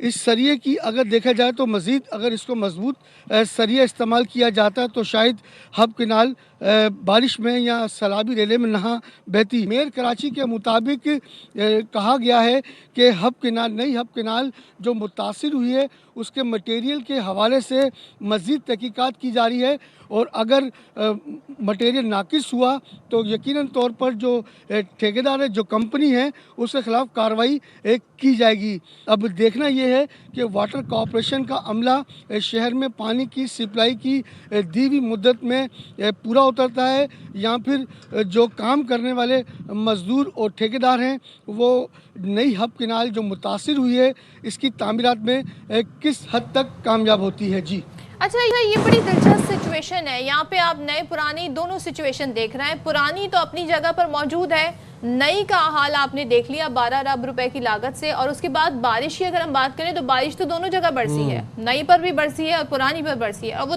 23 सालों से उसने भी सहा है बारिशों को, लेकिन वो कायम है। तो डॉक्टर साहब ये क्या है? देखिए, ये तो फ़हीम ज़मान साहब ने बहुत डिटेल बता दिया। मैं समझता हूँ कि अब हमें इंजीनियरिंग प्रैक्टिस में कुछ प्रैक्टिकल चीज़ें लानी चाहिए। यानी जो फ़हीम साहब ने बताया कि हमारा अगर 100 रुपए की चीज़ है तो हम 20 रुपए लगाते हैं, तो मेरा ख़्याल है यूनिवर्सिटीज़ को ये काम करना चाहिए कि हम 20 रुपए में सड़क किस तरह से बना सकते हैं, क्योंकि बहुत सारे लो कॉस्ट चीज़ें भी बन सकती हैं, लेकिन ज़ाहिर है इसके लिए रिसर्च की ज़रूरत है। दूसरा ऑप्शन हमारे पास ये है कि हम अगर प्रोजेक्ट में से 80 रुपए खाना चाह रहे हैं और 20 रुपए लगाना चाह रहे हैं, तो बेहतर है कि प्रोजेक्ट को 180 रुपए का बना दिया जाए, ताकि प्रोजेक्ट के ऊपर तो 100 रुपए पूरे लग सके ना। तो मेरे ख्याल है कि आज की अगर आप मेरे से एक बात कहें तो इंजीनियरिंग प्रैक्टिस, जैसे फ़हीम साहब ने भी कहा कि इंजीनियरिंग प्रैक्टिस को ज़रूर फॉलो होना चाहिए, क्योंकि ये शहर या ये मुल्क जो है एक टैक्स देता है आपको, तो उसको वो डिज़र्व करता है कि उसको सही सिस्टम मिले। तो जितना इंजीनियरिंग प्रैक्टिस में आज की तारीख में, बाकी है कि अगर हम 1-2 साल इसके ऊपर रिसर्च करें कि किस तरह से कचरे से भी, हमने इस पे काम किया है कि हमने कचरे से भी सड़कें बना के टेस्ट की हैं, तो उसमें भी वो भी काम हो सकता है, लेकिन ज़ाहिर है वो अभी साइंस मैच्योर नहीं है। लेकिन जो साइंस इस वक्त मैच्योर है, जैसे हमने 3 लेयर्स की बात की, उनको प्रॉपर कॉम्पैक्ट होना चाहिए, प्रॉपर क्वालिटी होनी चाहिए, उस क्वालिटी के पैसे होते हैं। बिल्कुल, यानी फ्री में तो कोई भी चीज़ दुनिया में वैसे भी नहीं मिलती, आपको सही कह रहे हैं आप। तो वो पैसे पूरे लगाने चाहिए सड़क पे जितने आपने उसके लिए। एंड डॉक्टर साहब, दिस इज़ हाई टाइम कि अब वो जो फाइल्स, जो स्कीम्स, जिस तरह फ़हीम साहब बता रहे थे, उनका पता लगवाना चाहिए, उनको खुलवाना चाहिए, वो कहाँ गए, उनके डिजाइन की बिल्कुल जिम्मेदारी है। Thank you so much doctor Shabbar Ali हमारे साथ थे, फ़हीमुज़्ज़मा सिद्दीकी साहब आपका बहुत शुक्रिया। और आज हमने भी बहुत कुछ सीखा, हमारे नाज़रीन ने भी सीखा। लेकिन एक चीज़ मैं ज़रूर मेंशन करना चाहूँगी, पिछले दिनों हमारे बुज़ुर्ग सिंध के वो ये कह रहे थे कि अब जो सड़क ख़राब होगी तो उस जिस ठेकेदार और जिस इंजीनियर ने बनाई है वो इसके ज़िम्मेदार होंगे और वो उसको दोबारा ठीक करेंगे। वो अकाउंटेबिलिटी आई होप के हो, लेकिन हम देखते हैं कि अब होती है कि नहीं होती है। कह तो दिया है, मगर इस पर अमल दरामद होता है कि नहीं होता। चलें जी, हम जाएंगे छोटी सी ब्रेक पे, हाजिर होंगे ब्रेक के बाद। You stay right there with अस।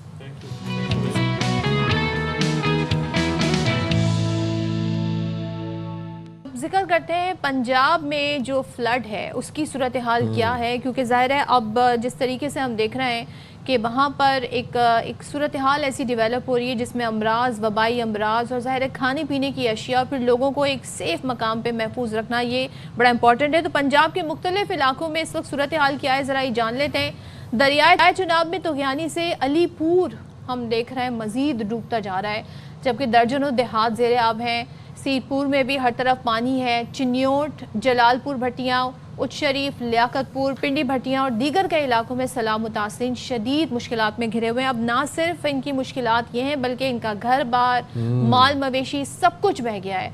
अब बच्चे जो हैं वो ना कहते हैं ना उनके सरों पे छत रही, फिर ना ही फसलें रही। ये इनकी गुजर बसर थी, यही इनकी मईशत आप समझ लें जिससे इन्होंने अपनी एक ज़िंदगी की आगे बढ़ाया। बता, मुल्तान की तहसील अलीपुर में चनाब के रेले ने क़यामत वहाँ पर तो अलीपुर में तो आप देखें कि 80% आबादी ज़ेरे आब थी। अलीपुर के बहुत बुरे हालात थे। मुल्तान से मिर्ज़ा अहमद हमारे साथ मौजूद हैं, उनसे ताज़ा तरीन सूरत हाल जान लेते हैं। मिर्ज़ा अहमद, बताइएगा इस वक्त मुल्तान में क्या सूरत हाल है, अलीपुर का ख़ास तौर पर बताइएगा, अलीपुर में क्या सूरत हाल देख रहे हैं? पानी की सतह में इजाफा हो रहा है या कमी आ रही है, और पानी का जो बहाव है उसमें क्या देख रहे हैं, इजाफा या कमी है?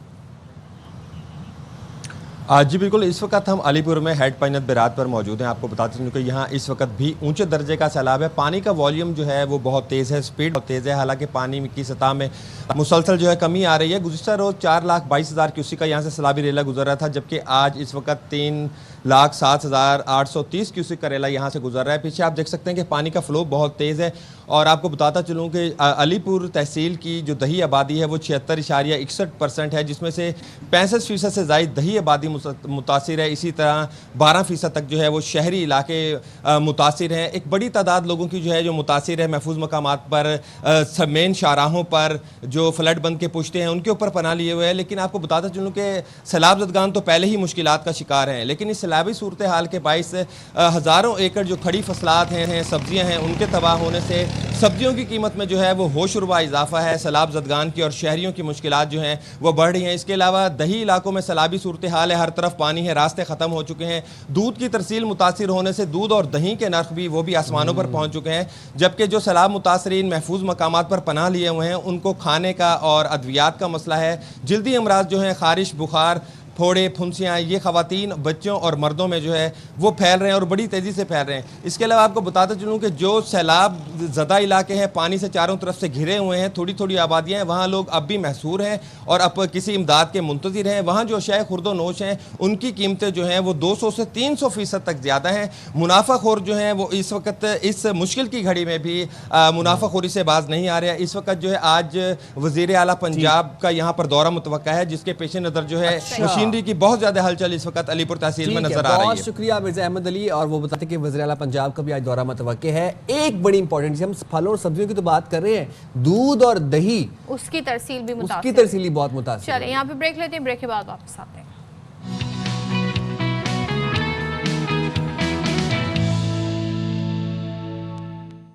Welcome back once again. और मार्का हक के बाद हम देख रहे हैं पाकिस्तान के हाथों भारतीय जो राफेल तैयारे थे उनकी तबाही के बाद अब भारत जो है, हम समझ रहे थे जी कुछ उनके अंदर समझ बूझ सोच आ जाएगी, लेकिन उनका जंगी जुनून जो है वो अभी भी बरकरार है और नए तैयारे अब भारत की एक तरह से मजबूरी बन गए हैं। भारतीय एयरफोर्स ने मजीद 114 राफेल तैयारे खरीदने का मुतालबा कर दिया है और मीडिया उनका रिपोर्ट कर रहा है कि इस मुआहदे की मालियत 2 लाख करोड़ से जायद होने का तखमीना है, जिसमें 60% से ज़्यादा मकामी मवाद यानी मटीरियल शामिल किया जा सकता है। और भारतीय फ़ज़ाइया मल्टी रूल ऑपरेशन सलाहियत वाले तैयारे चाहती है और वजारत दिफा टेंडर के बजाय बराह रास्त राफेल का इंतखाब करेंगे और इसे मेड इन इंडिया स्कीम के तहत भारत में बनाया जाएगा। अच्छा, तो ये भारत को कौन बताएगा कि जंगें जो हैं वो तैयारों से नहीं लड़ी जाती, वो हौसले से, अज़्म से और बहादुरी से लड़ी जाती हैं और स्किल्ड पायलट से लड़ी जाती हैं। बात कर लेते हैं, हमारे साथ मौजूद है air commodore Lloyd Khalid Chishti साहब। बहुत शुक्रिया खालिद साहब, आपने बाखबर सवेरा के लिए वक्त निकाला। ये हम देख रहे हैं कि मेड इन इंडिया स्कीम के तहत अब भारत में ये तैयारे बनाए जाएंगे और तकरीबन 60% से ज़्यादा मकामी मवाद भी में शामिल किया जाएगा। इस इकदाम के क्या असरात देख रहे हैं? भारत का जंगी जुनून रुकने का नाम नहीं ले रहा। जी बहुत शुक्रिया आप दोनों का मुझे इनवाइट करने का। देखिए बिल्कुल आपने सही कहा कि जंगें आजकल सिर्फ वेपन से नहीं लड़ी जाती और उसके पीछे हौसला भी चाहिए होता है, जैसे अभी मई के महीने में देखा था। दुनिया में बहुत सारी दुनिया ऑपरेट कर रही है राफेल जहाज, तकरीबन 350 के करीब, 250 के करीब जो है वो फ्रांस खुद उड़ा रहा है, बाकी दुनिया उड़ा रही है। लेकिन आपने देखा कि जो परफॉर्मेंस वाइज बहुत ज़बरदस्त जहाज़ है। मैं पहले भी आपके प्रोग्राम में कह चुका हूँ कि एज अ फाइटर पायलट मैं इसकी बहुत रिस्पेक्ट करता हूँ, बिकॉज उसके अंदर कोई 9.5 टन जो है वो वेट उठा लेता है, वेपन्स कैरी कर सकता है। तकरीबन इसके बाद 14 पॉइंट्स हैं एक्सटर्नली बाहर जहाँ पे ये इसके बॉम्ब्स मिसाइल्स कैरी करता है। लेकिन ये सारा कुछ देखने के बाद हमने हिंदुस्तान का रिकॉर्ड भी देखना होगा। मैं थोड़ी सी और डिटेल शेयर करता चलूँ। जो ये प्रपोजल सामने आई है, ये आपने 2 लाख करोड़ का कहा, बिल्कुल ठीक कहा। देखिए हिंदुस्तान इस दफा G2G जा रहा है इस डील करने के लिए, गवर्नमेंट टू गवर्नमेंट, बिकॉज वो समझते हैं एक तो टेंडर वाला मसला ये है और एक उन्होंने एक फेवर भी रेसिप्रोकेट करनी है। अगर आप नोट करें कि राफेल कंपनी ने आज तक नहीं बताया फॉर्मली कि हमारे कितने जहाज तबाह हुए हैं, तो एक तो वो ड्यू है। एक इंडियन नेवी के साथ उनकी डील हुई है, वो भी स्टेक पे थी, अब उनको एक और इंसेंटिव दिया जा रहा है। जो पॉइंट हमारे नोट करने की बात है, ये कॉन्ट्रैक्ट दिया जा रहा है हिंदुस्तान एरोनॉटिकल लिमिटेड को। हाल इस कंपनी है जो हिंदुस्तान की सेमी गवर्नमेंट है जो जहाज बनाती है, और उसको ये कॉन्ट्रैक्ट दिया जा रहा है जिसका आप जिक्र कर रहे हैं। 60% उसके अंदर एयरक्राफ्ट का स्ट्रक्चर होगा, मेनली हार्ड पॉइंट्स हैं, वेपन इंटीग्रेशन है। और इस दफ़ा फिर जो नेगोशिएशन की जा रही है, जो मुझे अभी तक पता लगा है, वो हिंदुस्तान की गवर्नमेंट इस दफ़ा कह रही है कि हमें आपने सोर्स कोड देने हैं। सोर्स कोड वो होता है बुनियादी तौर पर कि हिंदुस्तान की हुकूमत या उनकी कंपनी जो है हाल जो है वो खुद इंटीग्रेट कर सकेगी वेपन्स को, या मॉडर्नाइज कर सकेगी या मॉडिफाई कर सकेगी। इस तरह की जो प्रिविलेजेस है राफेल ने आज तक किसी को नहीं दिया है। इवन आप नोट करें कि तकरीबन 54 के करीब जहाज जो इस वक्त कतर और इजिप्ट और बाकी मुल्क भी ऑपरेट कर रहे हैं। इवन कतर में जब ये हमला हुआ है तो यही जहाज 36 जितने हिंदुस्तान के पास हैं, कतर के पास भी यही जहाज थे। बट हिंदुस्तान का एक रिकॉर्ड जरूर देखना चाहिए हमें, आपके व्यूअर्स के लिए। यही हाल जो हिंदुस्तान एरोनॉटिकल लिमिटेड कंपनी है, उसने 1961 में 1961 में मिग 21 बनाने का भी कॉन्ट्रैक्ट लिया था रशिया से, उस वक्त सोवियत यूनियन था। उसके आज तक तकरीबन 860 जहाज आज तक उसने इंडक्ट किए मिग 21 बनाए, क्योंकि खुद है। आप सुनकर हैरान होंगे कि पिछले तकरीबन 65 सालों में 400 क्रैश हुए हैं उस जहाज के 860 में से। 400 का मतलब ये नहीं है कि सिर्फ जहाज चले गए, 200 पायलट भी साथ चले गए, और सिर्फ पायलट साथ नहीं गए, 60 सिविलियंस को भी साथ ले गए। यानी कि इसलिए इस जहाज को आपने नोट किया होगा कि फ्लाइंग कॉफिन कहते थे।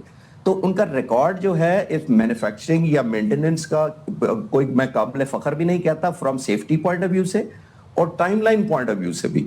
अभी ये जो राफेल कहा जा रहा है कि ये मिलेंगे, मेरा ख्याल है कि अगर अर्लीस्ट भी गिने जाए, पहली खेप भी आ जाएगी तो 2030 से पहले नहीं आनी। ये मोस्ट अर्जेंट मैं बात कर रहा हूं अगर।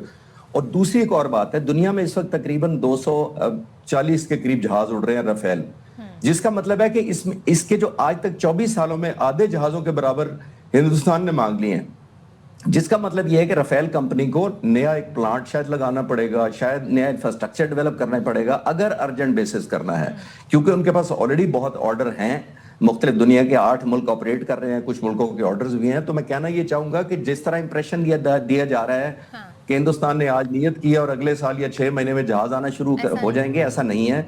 और खास तौर पर अगर वो टेक्नोलॉजी भी ट्रांसफर चाह रहे हैं 60% जिसको वो कह रहे हैं, वो और ज्यादा डिले होगी। और मुझे लगता है कि ये तकरीबन 10 से 15 साल स्प्रेड होगा अगर ये मटेरियलाइज होता भी है। ठीक है, बहुत शुक्रिया कमोडर रिटायर्ड खालिद चिश्ती हमारे साथ हैं। ज़ाहिर टेक्निकल इश्यूज हैं जो हम समझना चाह रहे थे, और भाई टेक्नोलॉजी तो पहले भी उनके पास थी, बुनियादी मरसूस के वक्त भी वो बड़ा दावा कर रहे थे। हुआ क्या, जब आपके पास जज्बा ना हो, कॉम्पिटेंस ना हो, तो फिर वही होता है जो 6 राफेल गिरने से हुआ। बिल्कुल जी। तो यहाँ पे हमारे प्रोग्राम का वक्त हुआ है खत्म। मुलाकात होगी आपसे कल 9:03 पर। अपना बहुत ज़्यादा ख्याल रखिएगा। पाकिस्तान जिंदाबाद।